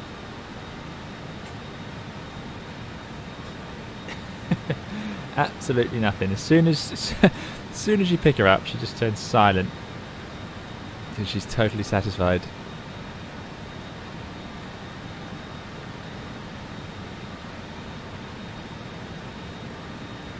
Wolf says, is your flight a public one? Yeah, so if you join my Discord, I put the route up on the Discord before we get going, so you are very welcome to fly along with us. Yeah.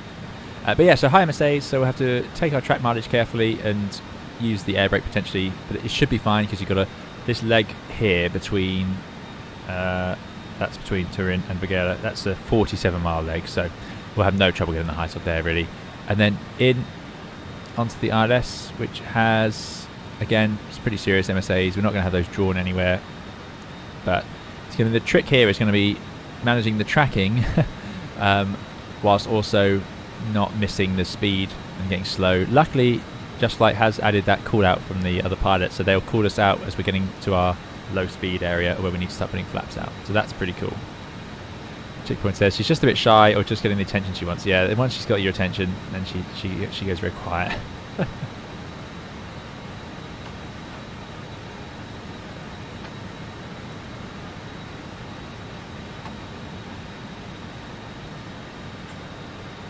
Yeah, so people talking about this airplane.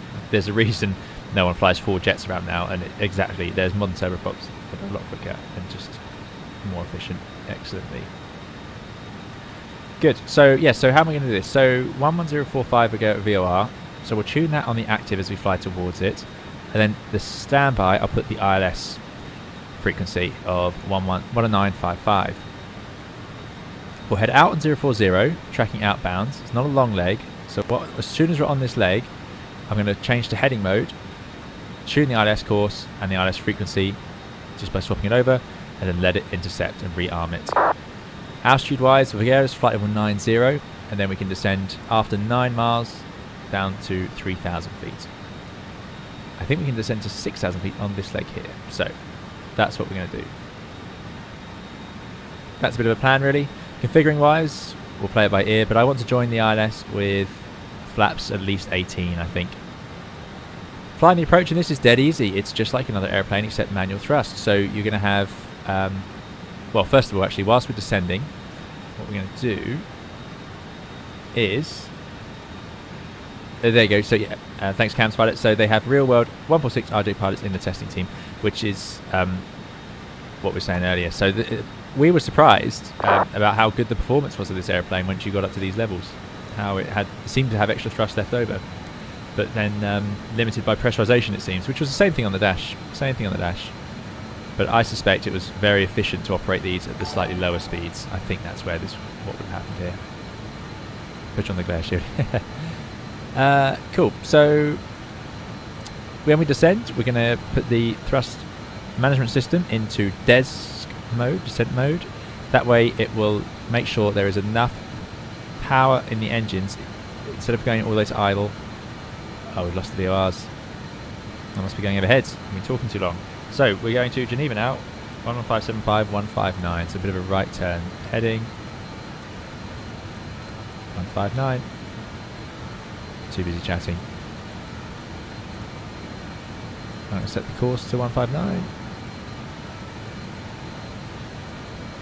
Again, shot through, because what we're doing here is we're going straight. This is very sloppy. It looked very bad on the trace on the flight radar. I can show you what we've done every time because I'm busy talking.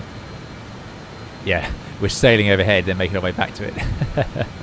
Does not look very professional pilot. Standard. Safe, but yeah, a little bit sloppy. Right, once it's on the right way and intercepting.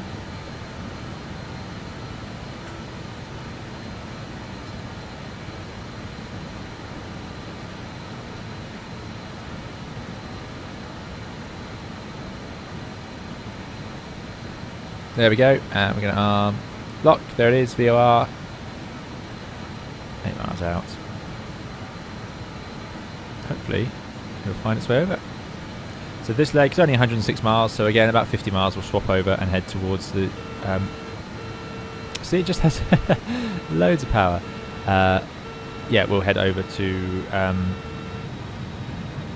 Geneva 11575.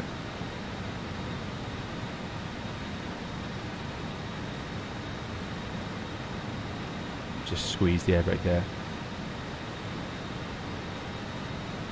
There we go, VOR is now active, so it's going to fly us on the 159.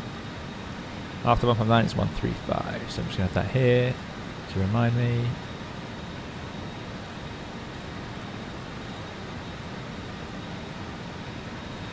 Good. So yeah, so as I was saying, thrust management system goes to des mode, then you can idle the thrust levers and it should use its clutch system to move them to the right place to make sure you have sufficient air to pressurize the airplane, which is hilarious when you think about it, that's even a possibility. But there you go. The Airbus again does that all automatically. It opens the high pressure valves in the engines to let in the air from the more pressurized section of the compression chamber. Compressor. Levin Clark says, I'm confused why you're switching VORs. So I have never flown a commercial airliner around like this, so I'm taking a bit of artistic license. When you do this in your flight schools, you'll just fly around in your single engine piston airplane. Everything happens a bit slower. You don't tend to cover these sorts of distances, so you're not really flying VOR to VOR very much.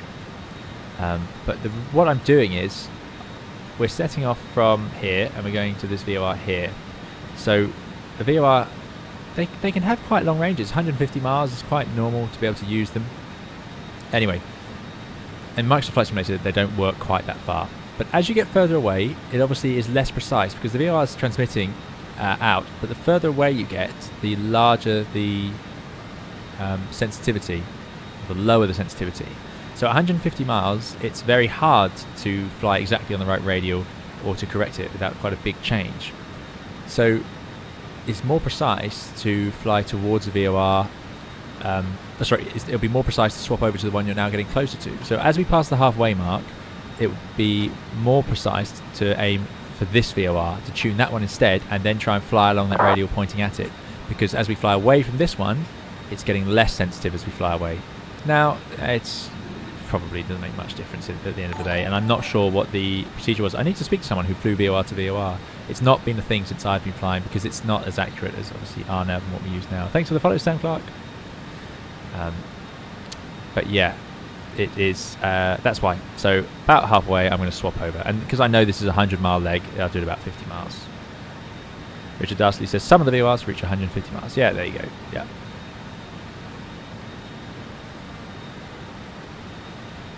Yeah, so this plane with that trailing link undercarriage is very good for hard landings. Yeah. So if we have a hard landing today, my excuse is I was doing it on purpose so that we could see it.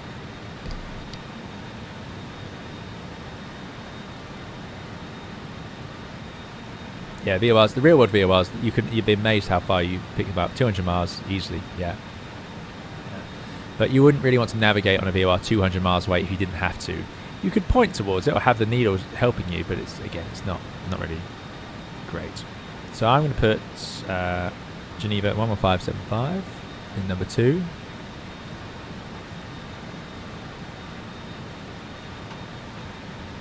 .11575, and then I'm going to look at this needle. VOR2 is here, and we're going to see. Oh, you can swap it already. Yeah, that's cool. When that comes alive, then I know I can use it. So there you go. So the Geneva VOR isn't even transmitting out 100 miles, it seems, in Microsoft Flight Simulator land. Not sure why. Right. I think it's time for a very quick break. So what we'll do is we'll have a short break. Sorry, Ed's just arrived back, but we're going to have a very quick break, and then we'll make sure we're all set up for the arrival. And away we go. If you hear the airplane over speeding while I'm gone, it's not my fault. See you soon.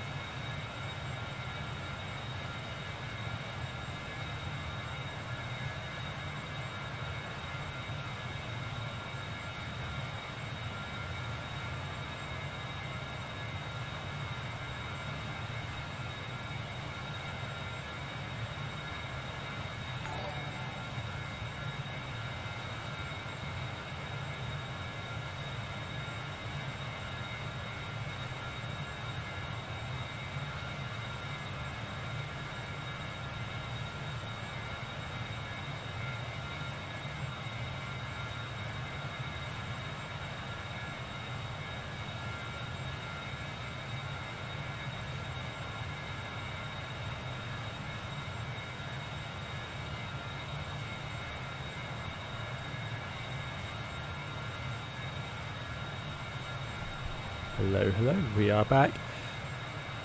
What's the damage? Yes, we got away with that one. That is good. So thanks for sticking with it. We're now coming up to the Alps. Beautiful, beautiful sunset. So again, look at the texturing around the flight deck. It just becomes a really nice place to spend time. Because look at this. It's all just set up so nicely. I love the 3D instruments as well. That's always very cool. Yeah, it's great to get this airplane into Microsoft Flight Simulator, no doubt about it. Beautiful, beautiful day over Europe. Unbelievable. I believe if you sit in the correct seat, let's see. I don't know if this is working now. It's always risky.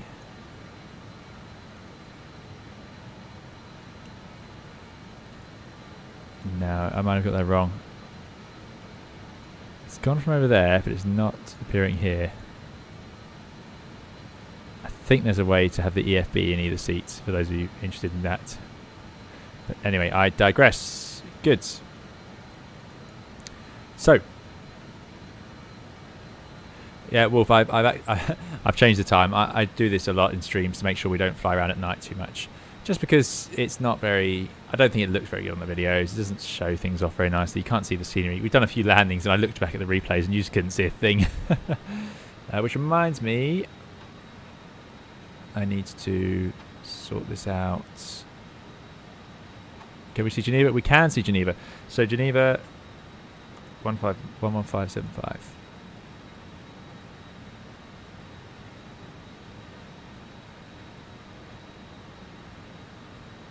What if I just swap it over? Would it take it? There it is.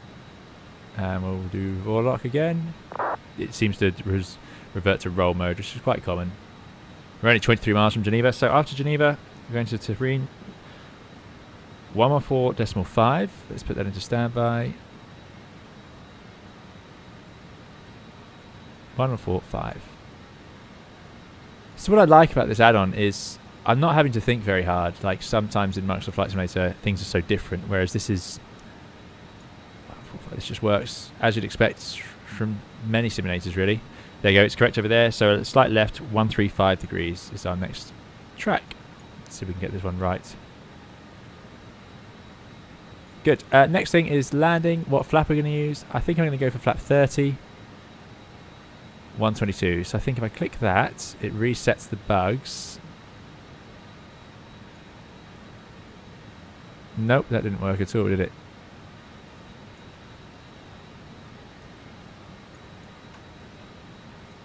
Don't know what I did there. I have managed to make that work before, I promise. So it gets the weight, 36 tons. You'll see that's dropped from what it was earlier.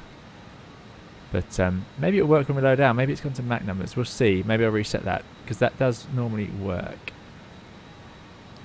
Microsoft Flight Simulator does look good at night indeed. It does, but still, I do like the Alps in the day. What a beautiful day to go flying. I mean, just no clouds at all anywhere. We're about, what are we, about 6 p.m? 6:30, 17:30 UTC. Yeah, so once we get onto the approach, like I said, as we start down the ILS, I want to be flap 18, then we'll configure to flap 30. I think we'll use 30 for landing. It seems to be a valid option. 117 will be the speed bug. I'm just going to set that just in case it doesn't work later. There it is. Flap 30. And then it's all pretty straightforward. At some point on the approach, we'll disconnect the autopilot and we'll disconnect the TMS system using this, and then we'll just fly manually. That works just fine. And as we cross the threshold, I'm going to deploy the air brake to out. And that's really important. I'm pretty sure that's what they do in the real aircraft, judging by the videos I've seen. Right, 7 miles to go. Let's get this right for once. So I'm going to go to, let's wind the heading bug round to 135. Oh, going to hit heading. Then I'm going to swap the course to 135. Ooh.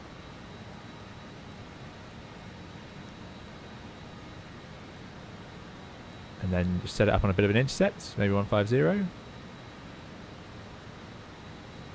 Dude, that's slightly too early. So we are sort of cutting the corner.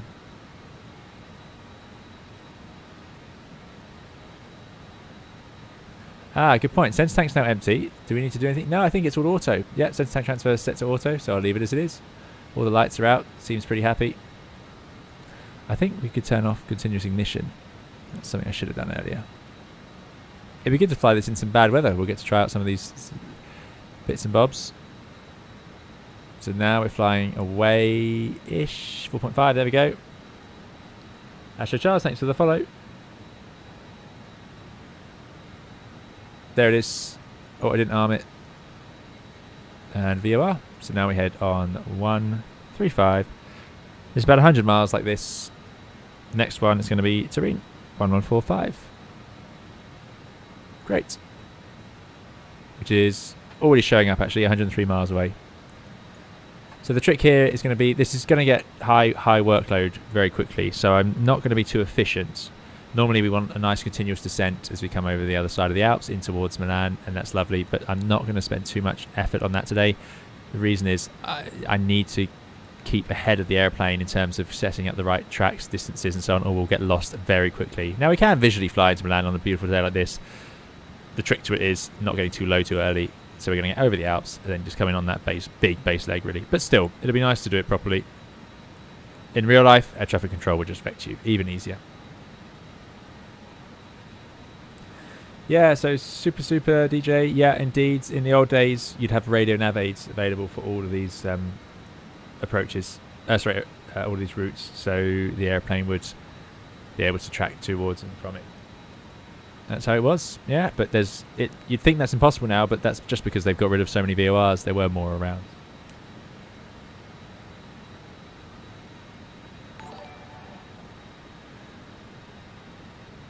Thank you very much for the follow. To hammered out.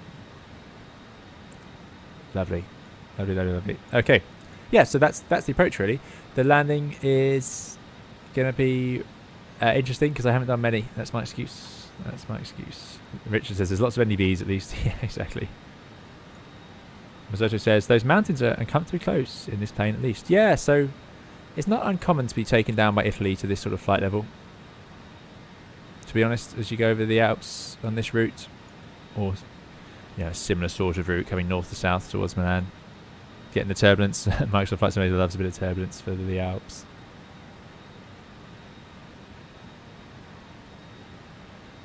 Flighter says, what do you think of the flight model? Is it realistic? Better than the CRJ? Well, I've never flown a CRJ either, so I can't say myself whether they're realistic. JustFlight said they've used real-world pilots to test this, which I can believe, and I think it handles very nicely. So I was saying earlier, when we started the stream, I mentioned that I have flown it around in the circuit, just practicing landings and things. Ooh, shouldn't say that because that gives me no excuse. Just flying around the circuit, and it felt great. It was unusual actually. It didn't feel hypersensitive, which I really liked. And I've softened the roll slightly, but that's just my own preference in Microsoft Flight Simulator. I have that sort of set by default. A slight reduction in sensitivity in the center part of the roll, but I think it's really nice. In the sim, mountain rotors, it simulates turbulence coming off the terrain. It does indeed do that. Jersey European livery is included in this. There'll be plenty of liveries, but for now we only have access to the 100 version. I think what I'll do is, because there's more to come with this. This is an early build. You've got a few more weeks of development on it. So I say we. What I mean by that is we have to wait for a few more weeks of development by JustFlight. They're doing a fantastic job on it. It's already so enjoyable. But I might make a video as it gets a bit later on in the process. I thought it'd be fun to do a stream. I haven't done a stream preview before. Normally I do a video and then maybe a stream, but I thought we'd jump straight in with a stream this time, just so you guys got the first look, fresh on the oh, look at that, fresh on the channel. Love the streaks. Wake turbulence is the most aggressive normally. Any turbulence can be severe though, but wake is usually the most. You can go completely calm to completely severe, and then it just disappears just like that.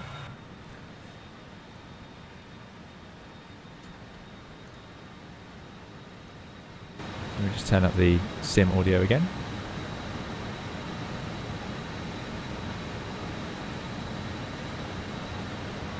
Yeah, Jersey European. There's Jersey European in the 100 version, and then I'm hoping there'll be a Flybe livery on the 300 like there was in the X-Plane version.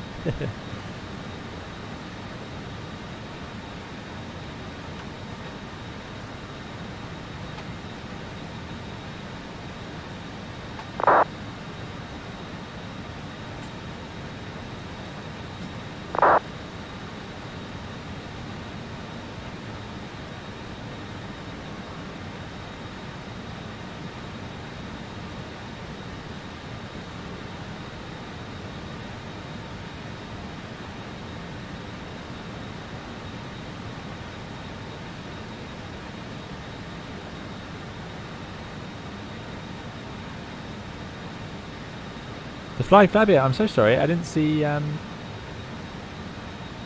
join, but yeah, good to see you, Flying Fabio, who says FMS soon, but loving the VR navigation. Yeah, exactly. Yeah. Thanks for coming along. Sorry, I've missed a few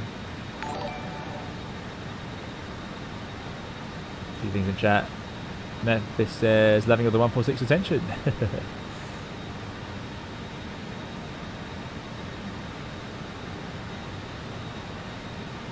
That's strange. I think I must. Was that when I was on my break? I'm not sure what happened there. But yeah, good to see you, Flying Fabio. And apologies about that. I missed a lot of. Either I missed a lot of chat on my break, or we've been too distracted. Canadian Flash, yeah, thanks for following. And the Christo, thanks for the raid of the Party of 5. Good to see you here. Yeah, and I agree with Fabio. It's fantastic. This is such a great. Yeah, I'm chuffed to bits with this one. Really pleased to get to fly it.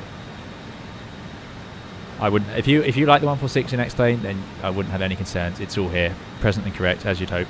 Right, Geneva to Turin, so 1145, which is already showing up. About 61 miles. I'm going to swap over 1145 and just going to re-engage Warlock. There we go. Next after Turin, we're going to Vigera at 11045. Almost there.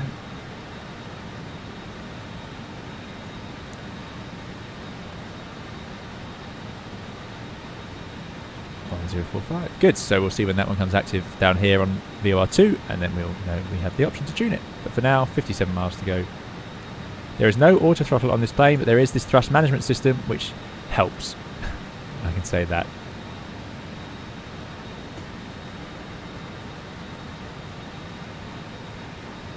Frank says, when talking to your co-workers or other pilots, do you ever find common ideas about ways to make your aircraft easier to fly or control?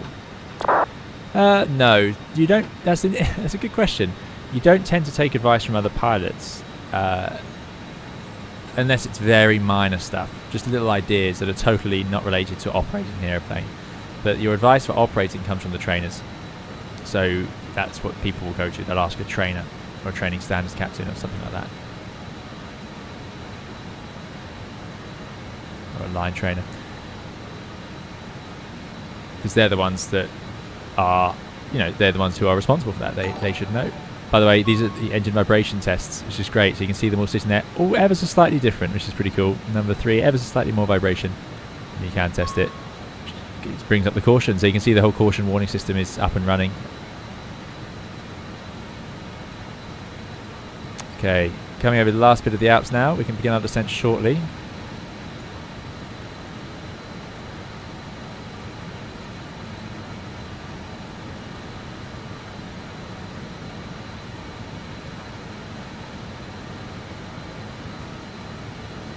And Dougal, sorry, I'm just going back to the messages that I missed on Twitch. I missed quite a lot there. I do apologise. Dougal says, new follower Wombat is a team member of the Shadows team. Excellent. So great to see you, Wombat. Thanks for coming along. And yeah, I need to check out the Shadows team. I'm very excited to see some F-14 or formation flying in DCS. That's on my to-do list for sure. That's Serious Pilot. Good to see you. There is a flap noise. It's a little more subtle at the moment than it was in X-Plane, but this is a very early build, so we shall see how that develops. I don't want to pass final judgment because even the sounds that we're using here I didn't have when I was preparing yesterday, so they're updating it at that sort of rate.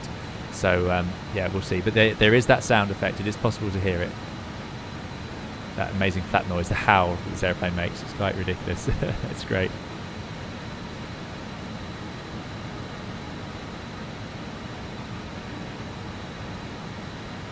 Ethan Master says the last thing you want to do is pick up a bad habit from another pilot and do it during a check. Exactly.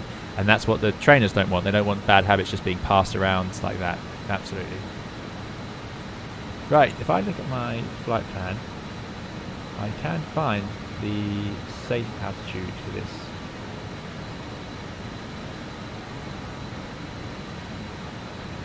Minimum en route altitude.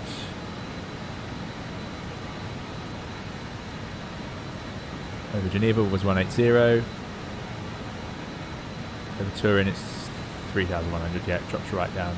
No sense there. Team A, it's good to see you. Thanks for coming along. Oh, there we go again. Thanks, Boschan, for the subscription. And to Anderson. That speed brake is very handy, very powerful. Right, we're going to have to cheat a little bit. It's got a little bit darker than I'd hoped. Good. Anyway, so here we are, and this is our last little leg, so it's time to descend. Let me see if I have a useful descent checklist on this checklist element. So again, the checklist will be arriving.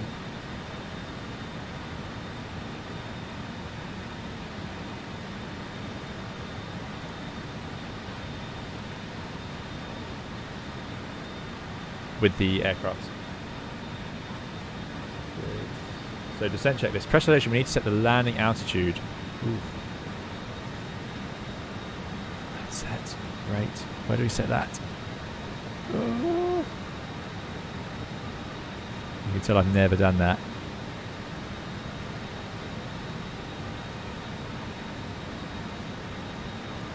Well, I'm going to assume it's set roughly at sea level, which will be close enough for Milan. Good, well, that didn't go well. PTU will go on. Yeah, I think I've left that on for the whole flight. Power transfer unit for the hydraulics. Yep, that's on. Landing data, VREF set, and minimums. So let's set up our minimums. We can do that. Getting some turbulence now. Hear it rattling around. So we're going to go with Cat 1 ILS 200 feet. So we're using height DH 200. Little writing there. So I'm going to wind that onto here. You can see the red out's blank that comes to life later on as you get nearer to the ground. So I'm going to put 200 in there, which I think it will shout out at us. Good. I think it's time we descend now. So we can arrive at... If we look at the star chart, I know we're not filing the star, but we can actually see the altitude over Turin. So Turin, this leg is 90. Nothing starts earlier than that, sadly. I'm going to put in 90 now, and we'll just descend visually will be our excuse. You can see the Alps are behind us. So here we go.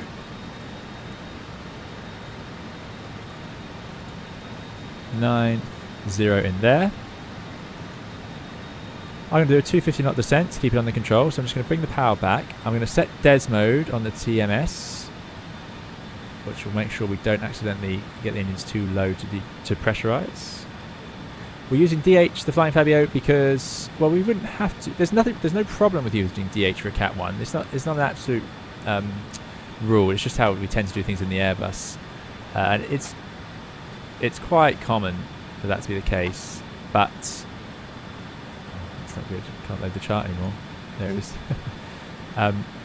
But yeah, so I'm going to set it just because that's what I've got. My DH bug here seems to be the only way to set it.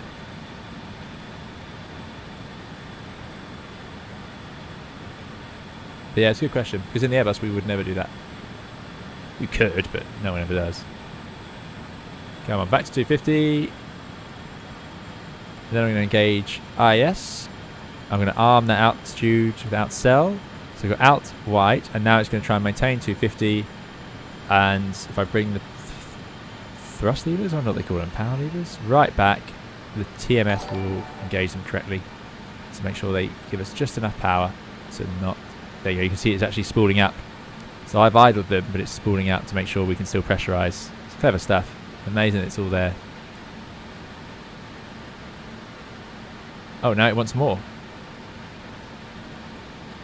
Oh, I don't know actually. No, I'm going to leave it there. Good. So down we go. 9 miles to go. So, Flight Sim John, thanks for following. Yeah, so now we're going to go to Vigo at 11045. Again, not showing up, sadly. 11045 is tuned on 2, but we're not getting any indication of it. So I'm going to have to just go outbound on the 086 myself.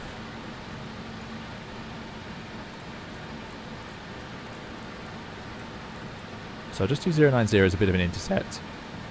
Back at 250 knots, so speed's under control. Sending down to flight level 90 now.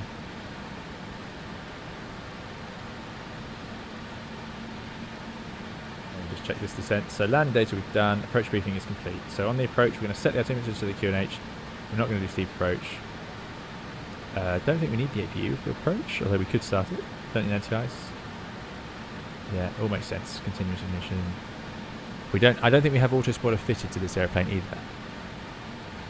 I don't know if our very kind developer in chat could tell us about that, because I see on the overhead panel it's an option, but it says in-op. And also, what would it do if it worked? Because the checklist I'm using, so as I said earlier, I'm using a checklist I've just downloaded off the internet. It's not official. The official one will be coming with the airplane, but for now it's not in there, so I've been using this one. And it mentions autospoiler, and I'm just wondering what it is, whether it's to do with being able to deploy the spoilers on landing, because I noticed they don't.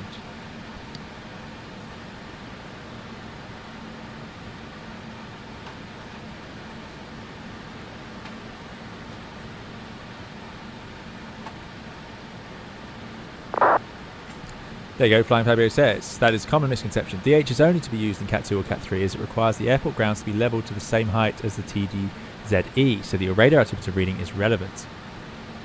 Cat 1 ILSs are always DA, since you're far enough out of 200 feet that you're outside the airport property and therefore terrain height cannot be guaranteed. Very interesting. Yeah, because of course somebody could just build a house there and probably not have to tell the airport, which would change it by 5 feet or whatever, which would be too much to be acceptable. There you go, learn something new every day. That would explain why we don't do that on the Airbus. So how are we supposed to set the bug here? Because I have seen, I'm sure I've seen. So is that just 200 just for the sake of being standard, or is that related to being accurate if there's a house? Could that be 190 if there was a house in the way? Interesting question. I'll have to do some research on that. VR lock. VR is active. Good. So we're sitting down. We're too high now, so speed breaks out. Down we go. It's getting too dark again. Information only, says Flight Fabio. Very good. That would explain it.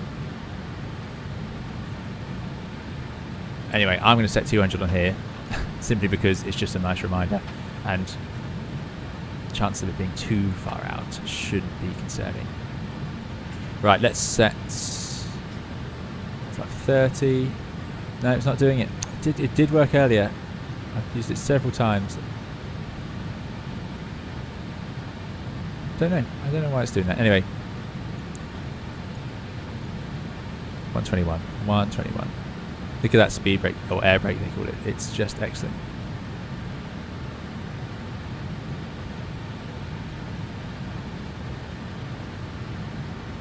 Yeah, no, I'm the same. Flying Fabio. I can't see a MDA. Right, the next video I was working. Vigo 11045.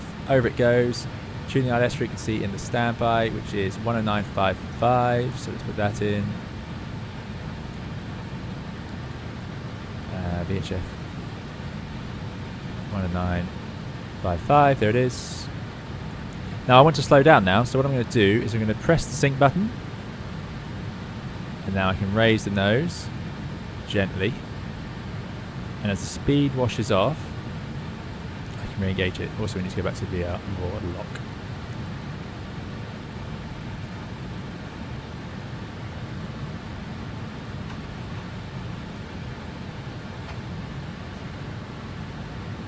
Removing the sync. Pretty much at level off now. So I did need the QNH. Something I didn't have because there was an ATIS. Just do a 5-degree approach everywhere in this thing. Yeah, that is a fair enough idea. 1028. 1028, very high QNH. So this leg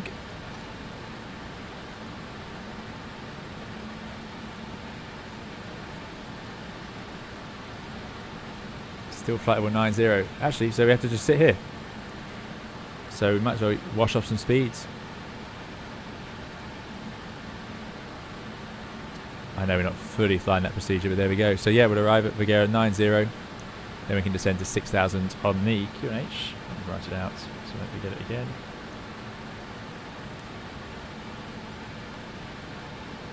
QNH of 1228, very high. Oh, I know I don't need that because of course we don't need it much for Flight Simulator.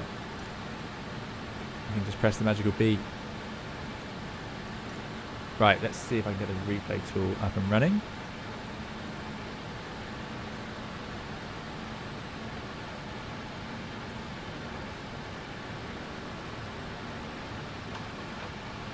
I don't know if it's going to work with this add-on.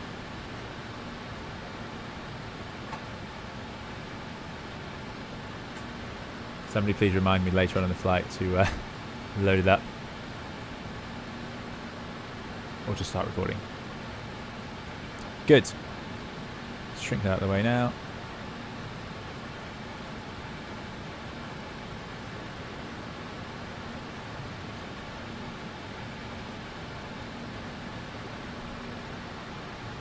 So I'm assuming 176 is our minimum clean speed. That would be our approach speed like that.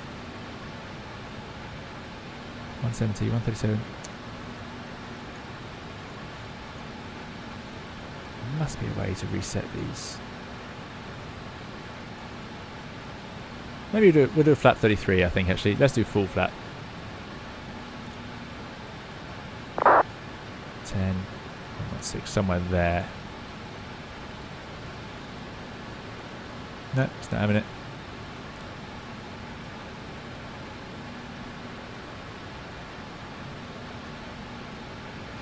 Good stuff. Right. Can't really run the approach checks just yet. Oops, sorry. Punching the microphone.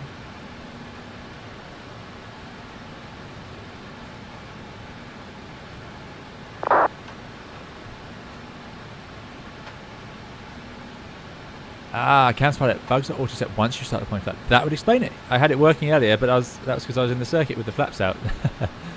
Very good. Very good. Well, I'll stop fiddling with it then.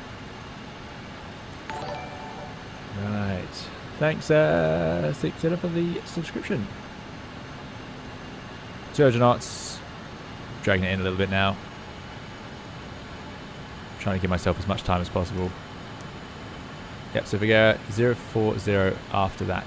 So what I'm going to do is I'm just going to set the heading bug roughly on 040. Bit of an intercept. Actually, we'll try and catch it in time, shall we? So let's put 040 in the heading. 60 miles to go. It's often in Milan, you get congested as you enter the valley. So it's quite often you get held back on the speed here.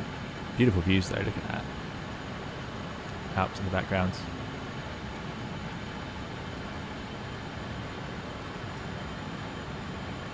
Okay, so we need to put flaps out and then click the speed card. Thanks, Cam Pilot. Appreciate it.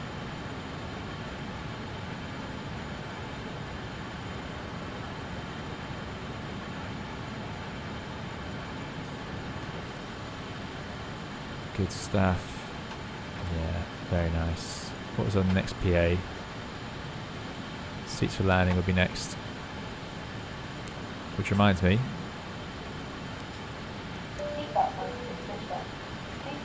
Hey, there's even a little PA.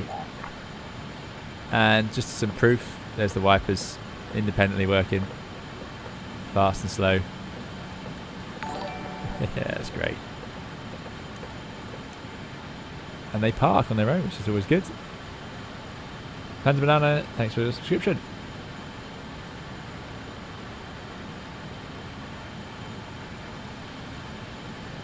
Yeah, so again, fuel burn has been severely overestimated by SimBrief. We are coming in at a weight of 35 tons, which I think is acceptable. Let me just check.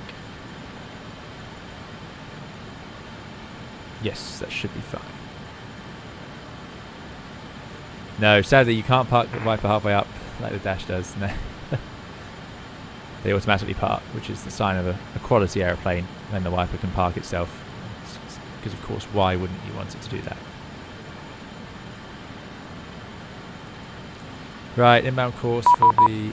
Oh, it's all gone wrong. 2745. Now you can watch me, having sat here, making myself as relaxed as possible. Getting all flustered. 45. Thanks for the follow. Milan control, gaining Lufthansa 59 Papa, with you flight level 380. Lufthansa... This controller's doing Milan Malpensa as well as an Arte, so we don't have an 80 to worry about. But, yeah. The sim brief is for the larger version. Camps pilot. Yeah, it's true. Yeah. I'm surprised if the fuel burns that different though. Maybe. Nana Papa Juliet Milano, ciao, radar contact, maintain 330. Maintain 330, Lufthansa 9 Papa Juliet. Milan Control, good evening, Italo to 039 on the Tofsa 6 Juliet Sparta crossing flight level 130. 2 station calling standby, Delta Alpha November 146 on frequency. Oh, speed up a bit, slow down. Okay, let's go into heading. Delta Alpha November 146 on frequency. Control, Dan Air 146, flight level 90, routing now from Vigera to the RS 360. 318 with you, flight level 330. 2 station calling standby, break, Delta Alpha November 146 on frequency.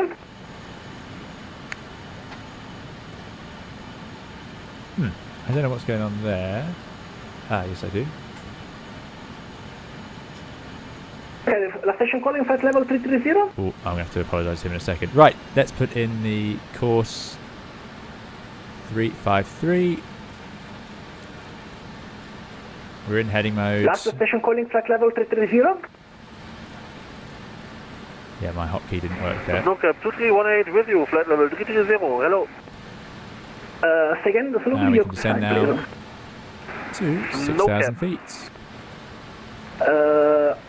Snowcap, the number please. Then we'll go idle. Yes. Mike Hotel And the Victor airplane will descend for us. 2318. Mike Hotel Victor 2318, Milan radar, ciao, radar contact. Then we'll tune the RS 10955. Milan radar, good evening, sir. EC4576, flight level 340 with you. Station calling flight level 340. EC chat 4576. Easy 4576, Milan radar, ciao, radar contact. Continue climb 360. Yeah, we're heading away from that, but the RS obviously not working this far out. Please continue 360. Right, so till 9D, which we're almost at. 6,000, then down to 3,000. So I'm going to put 3,000 in the window now. Roger, EC4576, continue 360. There we are, 25 miles out. I say plenty of room. And apologies, Dan Air 146 descending flight level, descending to 3,000 feet, ILS Zulu 36 at Linate. Delta Alpha November 146, Milan radar, squawk 1000 and stop descend 4,000 feet, KNH Milan Linate 1028, transition level 70. Stop descent 4,000 feet, squawk 1,000, Dan Air 146, QNH 1028. Right, set the QNH then. There it is, 1028. Milan radar, good evening. We're going to stop at 4,000. I'm going to arm it with outsail. We're going to set the squawk Waiting your CPLC request. 1,000. Milan Trader, good evening, Pabir 327, flight level 380. Last station calling 1,000. And you can actually put the call sign in there as well, it's pretty cool. Radar contact, Bronco planned flight level for return Anyway, airspace 370 or 390. 040 is what we're doing, and I'm going to... Yeah, this is working out. We're a little bit high. We're If going to speed you brake not now. mind, flight level I'm going to arm the 390. lock. Roger, Block climb white. flight level 390. And I'll arm the glide so we're a bit closer. We're Climb flight level a bit far out, but we 390, need to trust my Pabir flight simulator on that. Good. I don't know why we're not showing Milan up. radar, We good are evening, on here. We're November about here. 711, whiskey, climbing Let's level get rid of 340. that. Not helping us. November Echo Whiskey, Milan radar, buonasera. Radar contact, Bronco planned flight level 350 or 330, sir. November whiskey, Ed, see you next time. 350. Thanks for coming along. Roger, continue climb 350. 350, November whiskey, thank you. Yeah, you do get to know controllers. Good afternoon, Yeah, radio on sound. Sorry about that. Yeah, I've got a bit of trouble with that. Sorry, Tom Corwin. But good to see you. Thanks for coming along. No, I'll keep it out. It's a very effective speed brake. It's amazing. Milano radar, ciao, radar contact. Just that. Ciao, 203 Hear that? Glide slip alive? Station calling, standby. Delta from number 146 Milano, continue descend altitude 3000 feet, clear the LS 036 Linate. Report established. Descend 3,000 feet, cleared ILS 360 Linate. We'll go down here, 146. Itaro 2039. Right, that's out. Arms. Alice is definitely armed. Localizer is armed. Glide slip's nicely above us. So now I'm going to use control wheel steering, or sync I should call it. We're going to raise the nose. I'm going to reduce that rate of descent. In fact, I'm going to use VS mode now. So I press VS, and now Radar, good evening. if I release the sync, We're maintaining flight level 320. it will maintain the last vertical speed. So it's doing 1,000 feet per minute, which is fine, but I'm actually going to sync it a bit less. So let the speed wash off a bit more. So 500 feet per minute, and there we go. So now it should target 500 feet per minute. Say again. There you go, he said localizer capture. I'm sorry about the audio, it's a little bit loud. We're about 2 minutes away from landing, Johan. Yeah, we'll take Thanks for joining. 310. So that's good. So let's arm the glide slope, which is looking sensible and above us. And let's level put 310. out flaps to the first stage, as we said. So flaps to 18, and now let's go for, remember doing flap 33 landing, click on that. There they go. Last station calling via robust, the call sign. So I think we need to put full flap out and it will target the right one. I think that's the idea there. 747 Mike, Milan radar, ciao. 15 miles out. Connected. Get some Center, power. hello, Slow. Eurowings 934. We are flight level 2. I'm taking this really slow, but I want to actually give everything a chance for me to not to miss something really obvious. So 500 feet per Last station calling Milan radar. minute, slightly less, it's doing a good job. Say again. Your call sign, identify yourself, please. Ethan Master says, I think I'll be flying this for at least 6 months before I'm brave enough to try it. I said, no, it's good, it's good. I'm making it look more difficult. Continue descend, flight level Yeah, it's just a different mindset on the modes. But the same thing as the Airbus, you've just got to look here, look at the flight mode enunciators. Zulu 12 Bologna. Descent flight level I don't know how to adjust the volume. 170. Expect the Venus 2 Mike arrival for LS 1. Say again for the runway. ILS Zulu 12. ILS Zulu 12 for Eurowings 9834. Yeah, it doesn't actually make a difference to the... just Mike the Hotel Airbus Victor setup. 2318, leaving my airspace 128, ciao. Lovely. Right, start recording. See if Leaving that your works. airspace and switching to the dark side. 122, that's right. No cap. 2318. Bye bye. Glide slope capture. I promise you the co-pilot's saying all these things. Maybe I shouldn't have gone on that sim for this one. Milano radar, buonasera, Itaro 1243 at Milano Linate, stand number 5, requesting airfare clearance to Pescara. So I'm just going to hold it here for now. Don't just slow down anymore. 1243 Milano radar, ciao, ti richiamerò a breve. Ricevuto. So approach checks are set and Itaro cross checks. Steep 239, approach ciao, identify not required. climb APU 290. is off. We don't need that for this. Pilot Airframe pilot, NCI is Tower off. 209. Air packs are on. I'm assuming we've got loads of spare performance for this one. It wouldn't be too hard. We could start getting implemented, but we'll keep it simple. Do it as we Station are for calling, now. standby. What we should have done at 10,000 feet is get those landing lights on, get the runway turn-off lights on. There we go.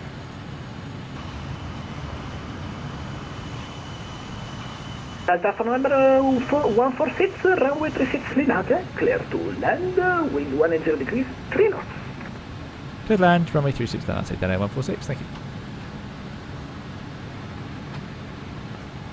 Right, power back to idle. Let's get configured. Milano radar, Sardinia 002, When we livello di disconnect volo the- 130, diritto Capra.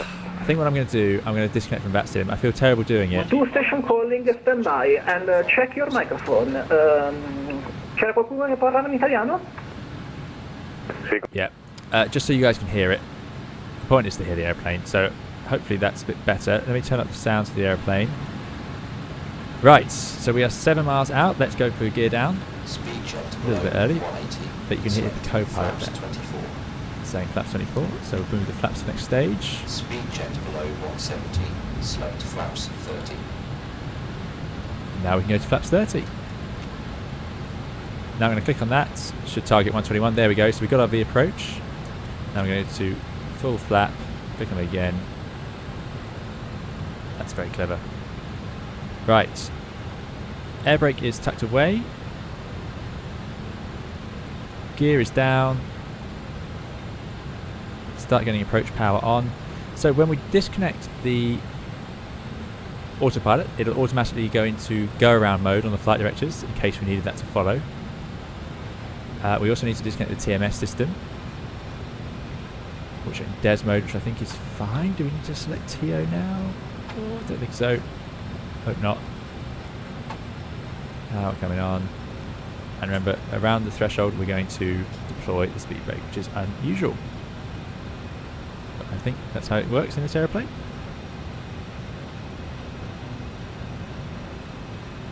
Right, so cabin is secured, continuous ignition on, auto spoilers on, gear is down 3 greens, brakes yellow and checked, flaps are set. 1,000. Needs a bit more power. 1,000 we are stable.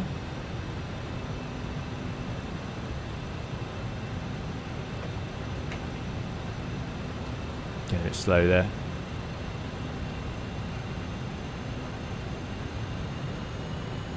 Does need a fair bit of power at this point.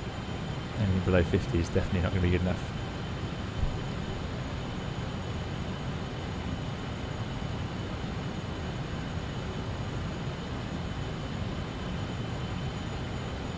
And just to check the going altitude, 3,000 feet.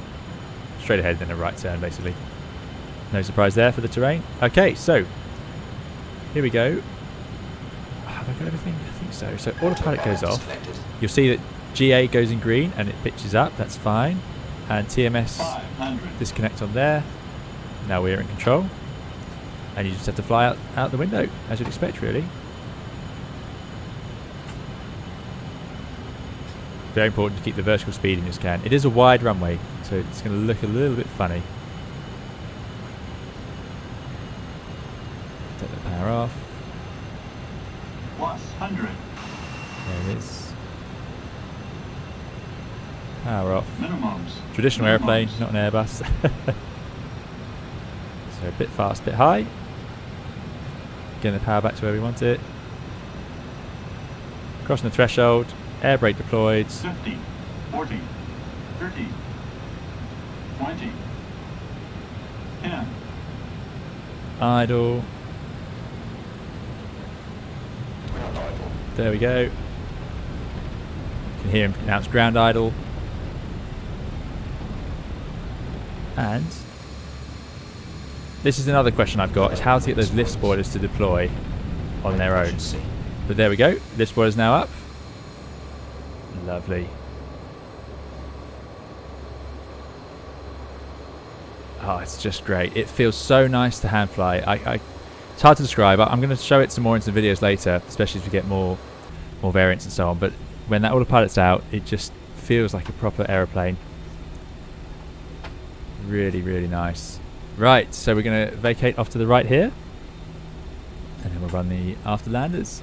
I love the pilot monitoring saying things to you as well. That's a nice detail which I haven't seen done very often. So it's, yeah, really good. Right, so that's it. Our first flight, our first preview look at the 146. We have a replay to come shortly. Let's clear the runway and then run some after landing bits and bobs. There we go, it worked out, did it? That felt like a good landing. A bit of a float caused by, or is a common mistake or error of a wide runway, is that you can flare a little bit early. You think you're low. Look at that shadow, what a beast. Looks like a military airplane. Let's get the APU up and running, because that's the easiest mistake to make. Let's get the flaps in, get rid of the spoilers. Let us sort out the lights so these can go to taxi. I'll leave the runway lights like that. Oh, I tell you what we didn't do. Cabin crew, please take your seats for landing. Oh, that's a shame. Good. Right, flight director's off. And what's that little note saying? Nav 1 mode. Yep, that's fine. Let's go find some spark. That's a great shadow. I'm just using default terrain in this one, Jeremy. Isaac says, approaches like that really make me want to give Microsoft Flight Simulator another go. I tell you that it's a different simulator now, especially with add-ons like this coming out. This is just, like I say, the magic of this is it's like being an X-Plane, but with the graphics of Microsoft Flight Simulator. It's just everything's handling as you would expect, which means that my mistakes are being highlighted. Let's get rid of the strobe lights. There we go. APU is... Power is available, so we'll put the APU gen on.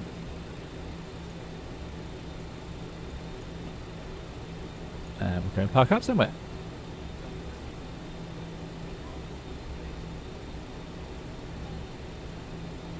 Everyone said smooth and butter. Good. It sounds like it worked out. It's like I say, it's just a nice plane to fly. Yeah. We'll park up just on the right here, I think. Oh yeah, transponder. Good point. Oh, that's a bit aggressive. So that would go to transponder.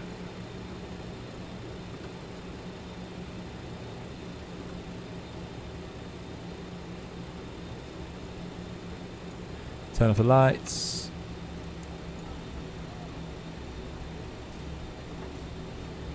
Naturally, good to see you.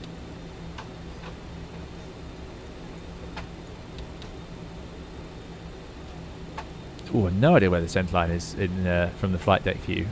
Is it there? Almost. It's a little bit right. It's a little bit fast. There we go. Right. So brake is on. So if we want to see the replay, I won't be able to do the full shutdown. But anyway, if you didn't see the start, all the systems work. The cold and dark just works as you'd expect. And as you can see, we've started up the APU generator's on, so we could turn off the engines now and have no problem. But I'm not going to do that because I want to show you guys the replay and we're going to see if it works. We've already disconnected from VATSIM. I do apologise to those of you who use VATSIM. That was not very good of me, but that's just something I do. Just hopefully you could hear the sounds a bit better. Flying Fabio, good to see you. Thanks for coming along. And we'll see you next time.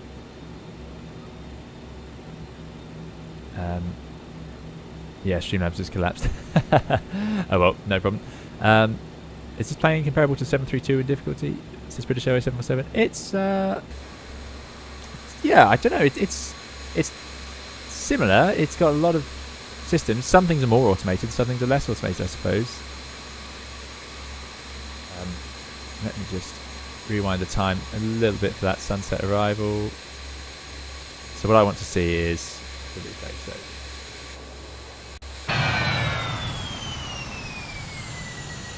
oh, it does well actually. It does reconfigure the airplane as it should.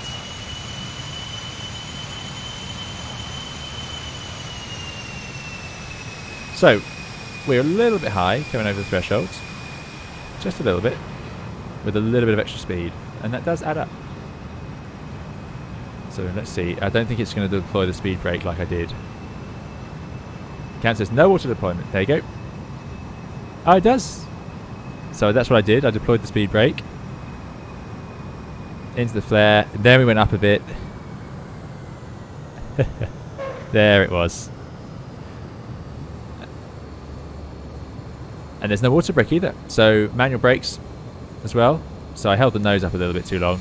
It seems to have a bit of a pitch up from that speed brake at the back. And then we got the wings up. Wing spoilers up. Lovely. Yeah. Oh, it's just great. I'm looking forward. We're going to have a lot of fun with this. I'm trying to think of all the places we can take it. And yeah, clearly the range is no problem. We had no trouble getting here, even in the 100 version. So I'll have to try out the RJ Simpree thing. Yeah, Kelly Smith, that is indeed the speed brake at the back. Cam says the wing spoilers only deploy once the air brake lever has been moved further up. Okay, right, so that would make sense.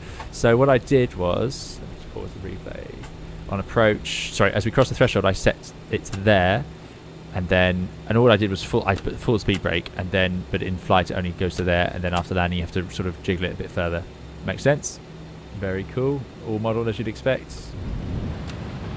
So let's rewind a bit. And let's jump into our wing view. I think that's a pretty good view. And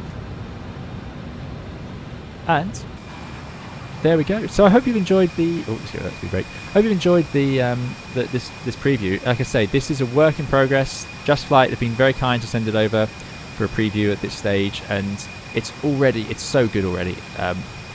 Well, hopefully you can decide that from what you've seen, but there's more to come. So there's going to be more variants coming, FMS coming, other systems and little nice quality of life sort of features all being added in, which is great. And if it's, well, it is already shaping up to be as good as or better than the X-Plane version. Graphics, as you can see, really lovely. So I'm really impressed with this. But we're going to be seeing it more on the channel, and I'm going to hopefully bring you some of the updates as they come, so the new variants and liveries, and that way we can see a bit more of it, maybe in videos, maybe in streams. So do please subscribe if you'd like to see more of that. That will be coming as and when it's available.